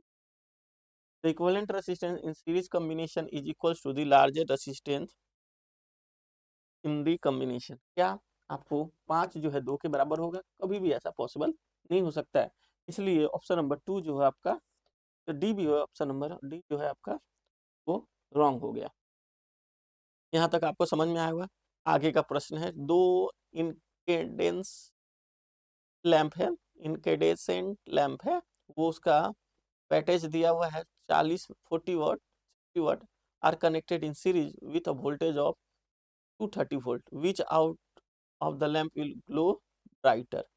कौन जो है ज्यादा वो चमकेगा? तो कौन सा ब्राइट करेगा? जिसकी रेसिस्टेंस की वैल्यू ज्यादा होगी। यहाँ से क्या होंगे, जो रेसिस्टेंस ज्यादा देगा, यदि R1 यदि ज्यादा देगा तो ब्राइट होगा R1, यदि R2 ज्यादा देगा तो R2 होगा ब्राइट। मतलब रेसिस्टेंस पर आपको ये निर्भर करता है। P इक्वल्स टू हम क्या लिखते हैं, V स्क्वायर अपॉन R। पहले वाले में कितना लिखे हैं 40, ये क्या है 200 अपॉन R। यहाँ से निकालें तो हमको क्या निकाला 203 अपॉन 230 अपॉन 40, यहाँ से वैल्यू आपको आ जाएगा। अगेन आपको ये तो आपने R1 निकाला, अब आप देखो R2, फिर से लिखो, ये P1 लिखा, यहाँ लिखो P2, P स्क्वायर अपॉन। जब मैंने इसको निकाला तो यहाँ पर क्या हो गया, P इक्वल्स टू क्या हो गया, यहाँ हो गया आपका 60, यहाँ क्या है आपका V स्क्वायर, यहाँ क्या है आपका R2। तो हमने जब निकाला R2 इक्वल्स टू क्या हो गया 230 कौन 200 कौन 60, कौन ज्यादा बड़ा है नीचे में, 60 ज्यादा बड़ा है, 460 इज ग्रेटर देन 40। 60 जब बड़ा है तो मतलब क्या है, R1 जो है ज्यादा बड़ा है R2 से। इसका मतलब है जिसकी वेटेज कम है वो ज्यादा जलेगा, ज्यादा ब्राइट करेगा, और जिसकी वेटेज ज्यादा है वो कम ब्राइट करेगा। तो आप याद रखिएगा फॉर्मूले में, जिसकी रेसिस्टेंस की वैल्यू ज्यादा होती है वो, जिसकी रेसिस्टेंस की वैल्यू ज्यादा होगी वो ज्यादा ब्राइट हमेशा करेगा। और इसको निकालने का तरीका क्या है, पहले हम देखेंगे P equals to V square upon R। R calculate करेंगे, यदि किसकी वैल्यू यदि R की ज्यादा आ रही है तो वो ज्यादा ग्रो करेगा, जिसकी वैल्यू कम आ रही है वो कम ग्रो करेगा। ऐसे ही कभी ना कभी गेट में पूछे गए हैं इसमें, और ये 2008 में क्वेश्चन पूछे गए थे RRB में। तो आपका आंसर क्या होगा, यहाँ पर कौन सा ज्यादा ग्रो करेगा, 40 वाट इज मोर ब्राइटर। तो ऑप्शन नंबर ए क्या हो गया आपका, राइट हो गया। यहाँ तक कोई दिक्कत है आपको, कोई भी किसी भी तरीका का कोई भी परेशानी हो तो मुझसे आप बात कर सकते हैं, मुझसे आप कांटेक्ट कर सकते हैं, और आप अपने जितने भी दिक्कतें हैं उसको आप सॉल्व कर सकते हैं मेरे से पूछ करके। मैं आपको अच्छे तरीक़ा से गाइड भी कर सकता हूँ, आपके सिलेक्शन में जहाँ दिक्कत है उसे भी मैं बता सकता हूँ। तो आप बिना किसी रुकावट के, बिना किसी डर के हम हमेशा कांटेक्ट कर सकते हैं, जो भी किसी भी तरीक़ा का परेशानियाँ आप फील कर रहे हो तो आगे का प्रश्न हम देखेंगे, आगे के प्रश्न क्या बोल रहा है, फिर हम आगे के प्रश्नों को सॉल्व करेंगे। आगे के प्रश्नों को देखते हैं। आगे का प्रश्न है, देखिए आगे का रहता है find the value of current I. ये पूछ रहा है कि द वैल्यू है करंट आई का क्या होगा। देखिए क्या है, ये देखिए क्या है, ये दोनों जो है कैसे कनेक्टेड है पैरेलल में, और ये दोनों कैसे कनेक्टेड है। और जब भी पैरेलल में कनेक्टेड रहता है तो हम फॉर्मूला क्या लिखाते हैं दो के लिए, R1 R2 upon R1 plus of, ऐसा लिख सकते हैं ना, मल्टीप्लाई कीजिए 8 8 अपॉन 8 प्लस ऑफ, हो गया 8 8 अपॉन 16 4। तो आर इक्विवेलेंट की वैल्यू कितनी आ गई मेरे प्यारे बच्चों? 4 ओम आ गई। अब ये 4 ओम के साथ कैसे कनेक्टेड होगा सीरीज में? आर इक्विवेलेंट 1 इक्वल्स टू कितना हो गया 4 प्लस 2 10 ऑफ 4, टोटल कितना हो गया 10 ओम आर इक्विवेलेंट। अब पूछ रहा है करेंट कितना फ्लो करे, तो करेंट आई इक्वल्स टू हम क्या लिखते हैं वी अपॉन आर की वैल्यू कितनी है 40 और आर की वैल्यू कितनी 10, आई कितनी आ गई 4 ऑफ एम। जो ऑप्शन दिखाई दे वही आपका करेक्ट है, ऑप्शन नंबर बी आपका करेक्ट हो गया। देखिए सवाल कितना आसान आसान सा सवाल है, आप बिना डरे आप क्वेश्चन को सॉल्व करेंगे, बिना डरे आप क्वेश्चन को बनाएंगे, आपके अंदर में किसी तरीका का कोई है नहीं होगा, तो प्रश्नों को बहुत ही आप आसानी तरीका से सॉल्व कर सकते हैं। तो आप बिना डरे आप प्रश्न को भरे। सबसे पहले जो हमारे अंदर में एक मन है डर पैदा करता है, और मन पे हम कंट्रोल तभी कर सकते हैं जब हमारे पास में प्रैक्टिस।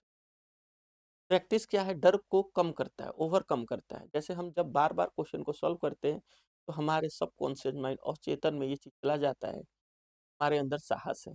जैसे हम क्वेश्चन को पढ़ते हैं सॉल्व नहीं करते हैं, जैसे ही हम पेन से सॉल्व करते हैं और जब प्रैक्टिस बार बार करते हैं तो बार बार वो अचेतन के अंदर में संकल्प चला जाता है कि मुझे आता है। तो जब ये शब्द बार बार गूंजता है कि मुझे आता है मुझे आता है मुझे आता है, तो जब भी आप क्वेश्चन को सॉल्व करते हैं तो आपके अंदर में किसी तरीका का कोई भय नहीं आता है।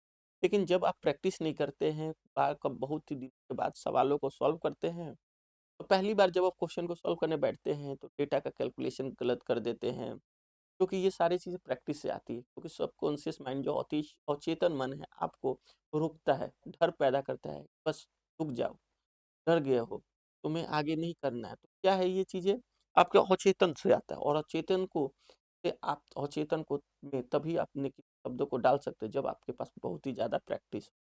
एक उदाहरण है, जब हम साइकिल फर्स्ट टाइम चलाते हैं तो गिर जाते हैं तो डर आता है, लेकिन बार बार जब साइकिल को चलाते हैं तो प्रैक्टिस हो जाती है, फिर किसी भी तरीका का भय नहीं होता है, बहुत स्पीड में चलाते हैं क्योंकि अवचेतन की तरफ से वो साहस आता है। तो अवचेतन ही मन एक ऐसा मन है जिसमें जो चीज़ हम डालते हैं वो हमको फिर से लौटाता है। यदि हम उसके अंदर में साहस डालते, उसके अंदर में हम निडरता को डालते, उसके अंदर से यदि हमारे अंदर में एक जोश हमेशा प्रकट हुआ करता है, तो किसी भी तरीके का हमें कभी भय दिखाई नहीं देगा।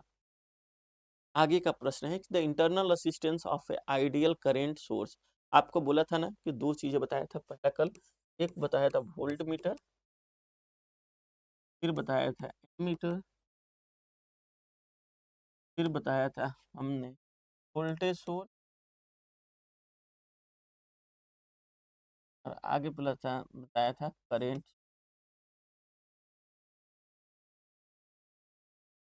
वोल्ट मीटर की इंटरनल असिस्टेंस वैल्यू होती है इनफाइनाइट, एमीटर की इंटरनल असिस्टेंस की वैल्यू होती है 0, वोल्टेज सोर्स की इंटरनल असिस्टेंस की वैल्यू होती है 0, और करेंट सोर्स की इंटरनल असिस्टेंस इनफाइनाइट। यहाँ तक तो आपको कोई दिक्कत नहीं होगा जो मैंने बताया है। जब वोल्टेज सोर्स रहे और आपसे इंटरनल असिस्टेंस की वैल्यू पूछे तो उसकी वैल्यू क्या होगी इनफाइनाइट होगी।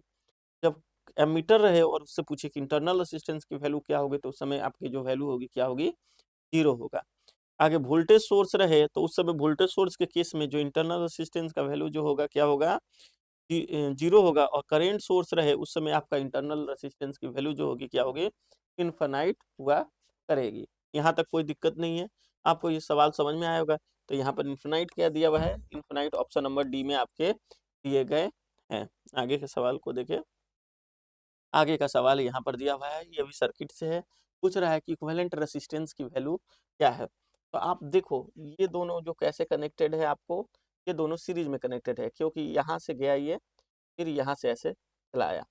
तो ये दोनों कैसे कनेक्टेड है, सीरीज में कनेक्टेड है। और जब भी सीरीज में कनेक्टेड होता है आर इक्विवेलेंट की वैल्यू क्या होती है 8 प्लस 4, 8 प्लस 4 की वैल्यू की 12 ओम आ गई।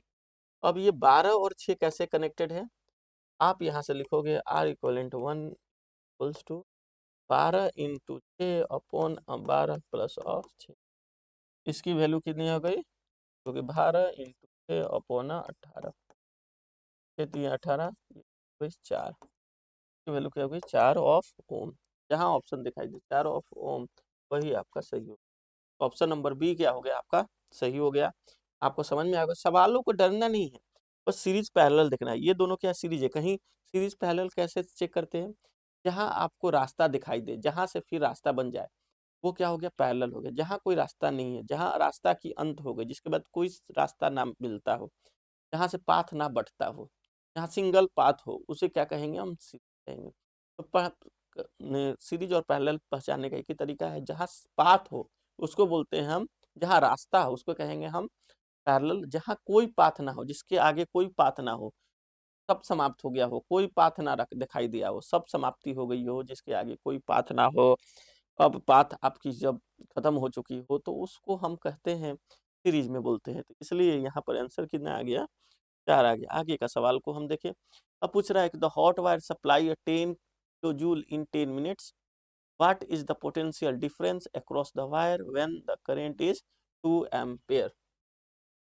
ये सवाल बहुत ही बड़ा नहीं है, सवालों का हम क्या कहेंगे, एनर्जी इक्वल्स टू क्या होता है, power into time.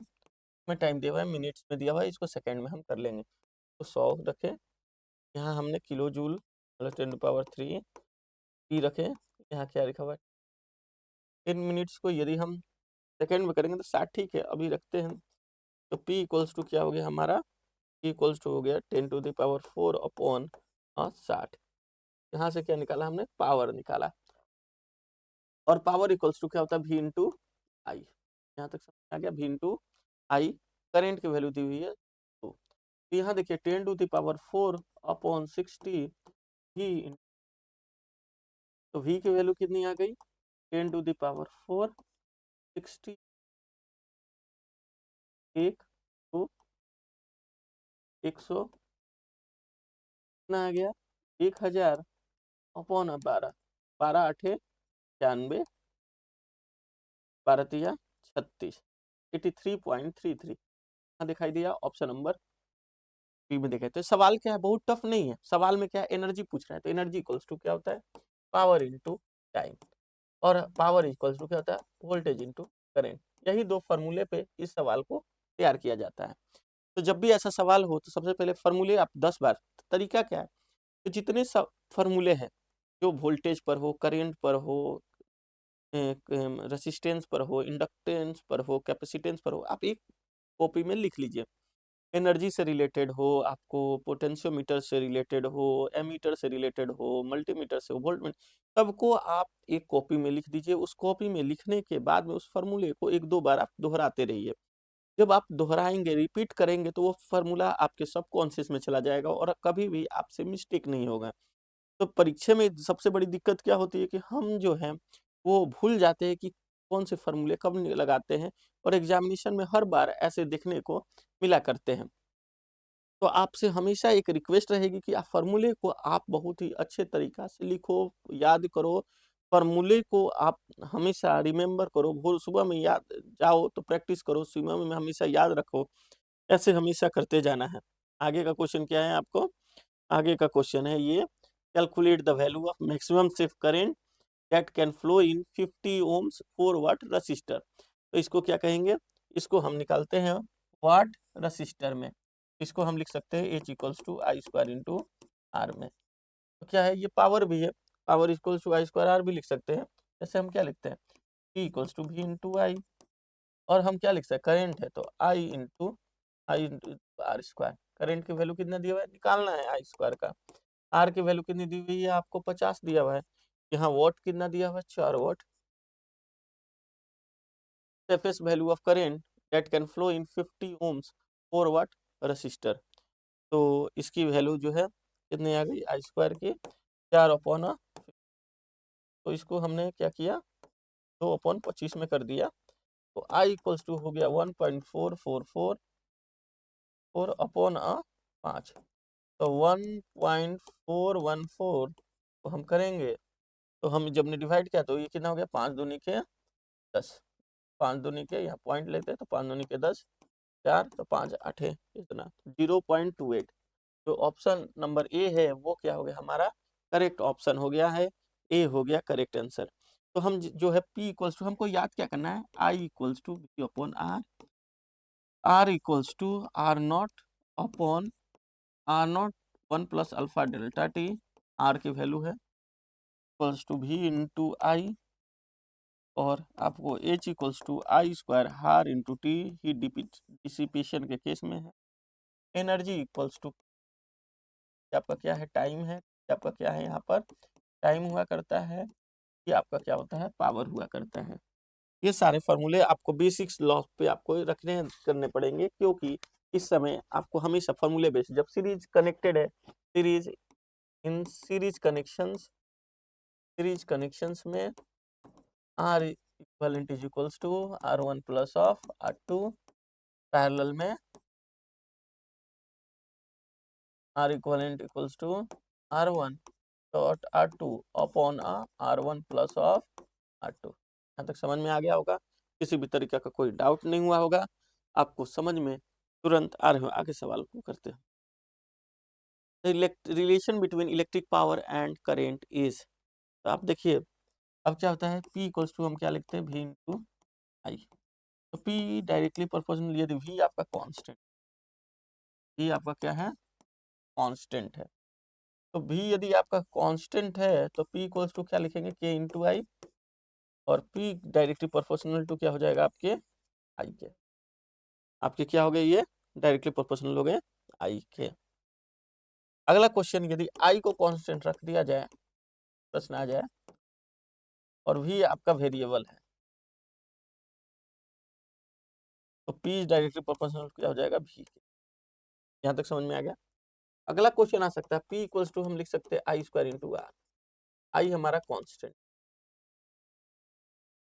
P is directly proportional to R, और यदि V लगेगा तो वो क्या प्रोपोर्शनल टू। ऐसे क्वेश्चन आपके पूछे जाएंगे, कौन सा कांस्टेंट है और कौन सा कांस्टेंट नहीं है। ये ऑप्शन नंबर ए क्या हो गया आपका, करेक्ट हो गया, क्योंकि आपका ये एक लीनियर है। आगे प्रश्नों को देखें। आगे, which of the following is the active element in a circuit. तो एग्जांपल देना चाहूंगा, एक्टिव और पैसिव समझ में आएंगे। दो दोस्त है ए और बी, ए अमीर है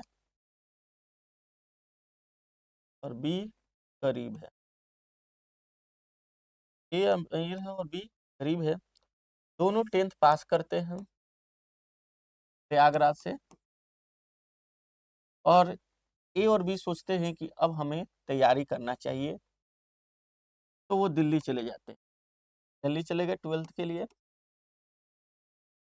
12th में जाने के बाद जब 12th गए और दिल्ली गए, तो दोनों ने कोचिंग इंस्टीट्यूट में नाम लिखवा लिया, एलन में, और वहाँ आईआईटी की तैयारी करने लगे। बी तो बेचारा गरीब है और ए आपका अमीर है। तो ए बोलता है बी से कि भाई डरने की कोई जरूरत नहीं है, तुम्हें किसी भी तरीका कोई डर नहीं होना चाहिए, क्योंकि मैं हूं ना, मैं तुम्हारे साथ हूँ। बोलता है इसका मतलब, अरे कोई बात नहीं, चलो मैं पैसा दूंगा। ए और बी दोनों साथ में जाते हैं, कमरे लेते हैं दिल्ली में, तैयारी शुरू करते हैं, और एक दिन सफलता ए और बी दोनों को मिल जाती है। तो जो पैसा दे रहा है, जो पैसा दे रहा है वो क्या हमारा एक्टिव, और जो ले रहा है वो क्या हमारा पैसिव। तो यहाँ पर देने वाला कौन है, जो देता है वही क्या है हमारा एक्टिव होता है, जो लेता है वो हमारा पैसिव हो जाता है। करेंट सोर्स, करेंट सोर्स क्या है हमारा एक्टिव है, क्योंकि ये दे रहा है। रेसिस्टर क्या है, ले रहा है। इंडक्टर क्या है, ले रहा है। और कैपेसिटर क्या है, ले रहा है। रेसिस्टर क्या होता है, हीट को लेता है और क्या करता है, डिसिपेट कर देता है, उसको हीट को रिलीज कर देता है in the form of heat. Again inductor क्या है, एनर्जी को स्टोर करता है in the form of magnetic field, और कैपेसिटर भी स्टोर करता है एनर्जी को इन द फॉर्म ऑफ, किसके फॉर्म में, in the form of capacity, magnetic field के, इलेक्ट्रिक फील्ड के फॉर्म में।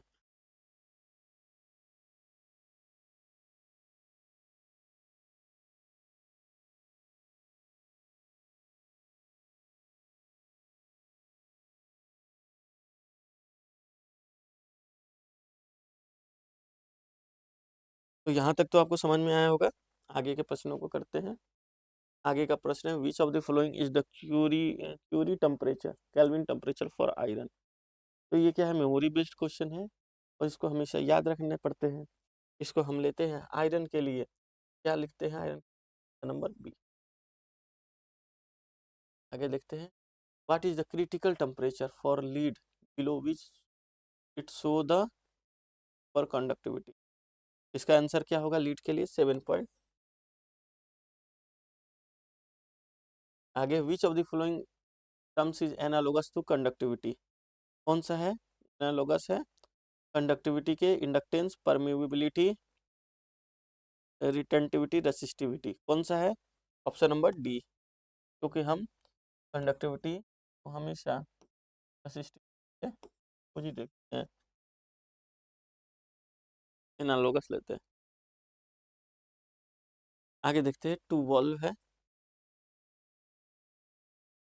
आगे का सवाल है आपको, two bulb of rating 60 watt and 250 watt, 100 watt and 250 are connected in series across the supply, what will the total power dissipated in the circuit? तो कितना पावर डिसिपेट होगा पूरे सर्किट में? Two bulb of rating of 60 watt, 250 volt, 100 watt and 250 volt are connected in series across the supply of 250 volt in a room. What will be total power dissipated in the circuit? Total heat कितनी dissipate होगी? तो series में क्या है, directly हम connect कर लेते हैं 60 वाट प्लस 100 वाट। तो जहां ऑप्शन आपको 60 वाट प्लस 100 वाट आपको दिखाई दे 160 वाट, वो क्या होगा आपका आंसर? कितना आ गया? P1 प्लस ऑफ P2 क्या है? टू बल्ब ऑफ रेटिंग इतना कनेक्टेड किस में है? सीरीज में कनेक्टेड है। जब भी वो सीरीज में कनेक्टेड होता है तो P हो जाता है P1 ऑफ क्या हो जाता है? P ऑफ 2 हो जाता है। ये कैसे आते हैं? ये देखिए सीरीज में क्या होता है, करंट सेम होता है, तो हम लिखते हैं यहाँ पर P equals to P1 equals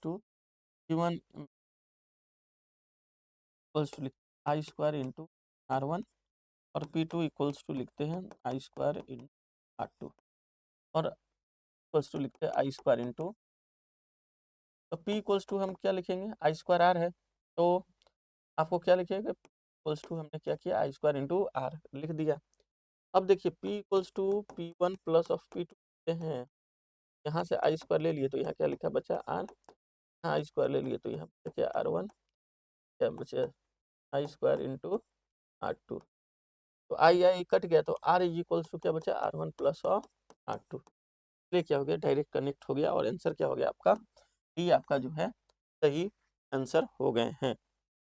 आगे है, two ball with rating of 50 और 200 respectively and rated to 50 volt will have the resistance ratio, resistance ratio होगा P equals to square upon R1, P2 equals to P2 square upon R2। P1 upon P2 equals to हो गया आपको P1 का whole square upon R1, यहाँ क्या है? V2 whole square upon R2। क्या है? वोल्टेज क्या है? सेम है। P1 इज इक्वल्स टू क्या हो गया? V2, P1 is equals to क्या हो गया आपका? P1 इज इक्वल्स टू हो गया, यहाँ पर हो गया आपको इक्वल, इसलिए ये कैंसिल हो गया। P1 और P2 हो गए, तो P1 वैल्यू कितनी दी है? 500 हो गया, वैल्यू कितनी हो गया? 200 हो गया। यहाँ पर क्या हो गया? R2 upon R1। तो पूछ रहा है कि हैव द रेसिस्टेंस रेशियो, ये क्या है आपका? R1 अपॉन R2 की को वो पूछ रहा है 2:5, जहाँ दिखाई देगा वही आंसर आपका ऑप्शन नंबर बी जो है आपका वो सही हो गया। आगे है कि if the length of the cable is double then its insulation resistance will be, insulation तो आपको मालूम है कि आर जो होता है डायरेक्टली प्रोपोर्शनल एल के, पहले एल था, अब क्या हो गया? इसकी डबल हो गया, 12 हो गया, तो R1 अपॉन R2 equals to L upon L, cut गया, तो में क्या हो गए हैं? क्या हो गया? यहाँ पर हमने R2 को दे दिया, R2 equal to 2 into R1 हो गया, और R2 क्या हो गया? रेसिस्टेंस क्या हो गया? डबल हो गया है R1 से, मतलब कितना हो गया है? यदि हमने निकाला, निकालने का तरीका होता है R2 minus R1 upon R1 100, कितना हो गया? 2R1 अपॉन R1, ये हो गया आपको R2 upon 2R1, R1 upon 2R1 100 equals to कितना से इंक्रीज कर गया? 50% से, इंक्रीज बाई 50%। कितने से इंक्रीज कर गया, ये 50% से इंक्रीज कर गया। आगे के क्वेश्चंस को देखें। आगे का क्वेश्चन आप देखते हैं हम। आगे का क्वेश्चन है, the 3 ohm resistor with 2 ampere current will dissipate the power. The 3 ohm resistor with 2 ampere current will dissipate the power. कितना पावर को वो डिसिपेट करेगा? H इक्वल्स टू आप लगाइए I square into H is equals to आप होगा, वो current की वैल्यू 2 और R की वैल्यू है ये 4 इंटू कितना हो गया आपको 12 वाट। कितना करेगा? 12 वाट आपको हीट को वेट। आगे the resistance of wire is 6 ohm if the length of the same wire is increased by 3 times and cross section area is increased by 2 times, then the resistance of the wire becomes। पहले क्या था? R equals to हमने लिखा था L rho L upon A। पहले इसकी value थी ये था रो, ये था L अपॉन, पूछ रहा R की वैल्यू कितनी होगी जब लेंथ को कितना कर दिया गया है, increase by 3 times, cross section area increase by 2 times. यहाँ हो गया 3L, यहाँ हो गया 2, 6 अपॉन R, यहाँ से लगाएं तो L अपॉन A, यहाँ हो गया 2A अपॉन R। तो क्या हो गया, यहाँ से A कैंसिल हो गया, बचा क्या 6 अपॉन R अपॉन 2/3, यहाँ हो गया 3 काटे तो, और R की वैल्यू आ गई 3 गुना 3 की वैल्यू जो आ गई, ऑप्शन नंबर बी आपका राइट हो गया। ऑप्शन नंबर बी जो 9 ओम है वो आपके क्या हो गए हैं, वो राइट हो गए। तो यहाँ तक हमारे बच्चे सॉल्व हो गए होंगे। जो क्वेश्चन मैंने दिया है बाबू, जो हमने दिया है क्वेश्चंस को आप ध्यान से देख रहे होगे मेरे प्यारे बच्चों। क्वेश्चन बहुत ही टफ नहीं आते, क्वेश्चन एकदम बेसिक पे आते हैं। क्वेश्चन को आपको ज़्यादा बुद्धि लगाने की जरूरत नहीं पड़ती है। इस क्वेश्चन से आपको आसानी से आप इस क्वेश्चन को सॉल्व कर सकते हैं। तो आपको यहाँ तक तो किसी भी तरीका का कोई प्रॉब्लम आपको दिखाई नहीं दे रहा होगा। यहाँ पर कोई भी किसी भी तरीका का कोई भी प्रॉब्लम नहीं है जो कि आपके लिए किसी भी तरीका का वो कठिनाई या पैदा किया करे। यहाँ तक आपको समझ में आ गया है। आगे देखिए, हम यहाँ पर देखिए प्रश्न जो है हमेशा रिपीट किया करते हैं। प्रश्न जो होता है कोई भी नया प्रश्न नहीं आते हैं, कहीं ना कहीं वो प्रश्न को पूछे गए हैं, या तो एसएससी में पूछे रहे या आरआरबी में पूछा रहे, या तो वो किसी स्टेट के जेई में पूछा रहे, कहीं ना कहीं वो सब सवाल पूछे जाते हैं और उस पूछे गए जो सवाल है उसका आप उपयोग कर सकते हैं। तो इसलिए आप जो है कभी भी हताश और निराश आपको होने की ज़रूरत नहीं है, क्योंकि आ, हमेशा प्रश्न जो होता है रिपीटेड होता है। बस आपकी प्रैक्टिस की ज़रूरत है। प्रैक्टिस इतनी होनी चाहिए कि जो कैलकुलेशन है, जो आपके कैलकुलेशन है, वो सारे चीज़ें आपको दिक्कत ना हो। आपको समझ में आ रहा है यहाँ तक आपके मेरे प्यारे बच्चों? यहाँ आपको समझ में आ गया होगा। इतना दूर तक आपके लिए किसी भी तरीके का कोई भी परेशानी की कोई भी गुजारिश नहीं दिखाई दे रही है हमारे प्यारे बच्चों। यहाँ तक कोई भी दिक्कत है आपको?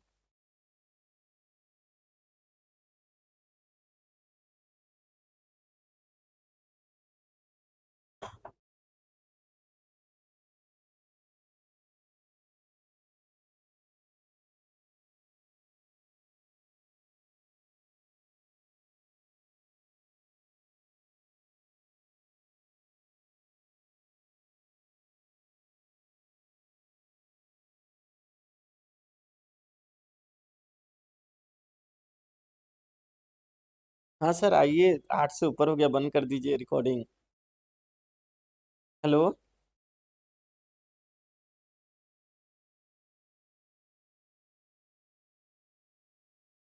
हाँ मेरे प्यारे बच्चों, यहाँ तक तो आपको किसी भी तरीके का दिक्कत नहीं हुआ होगा।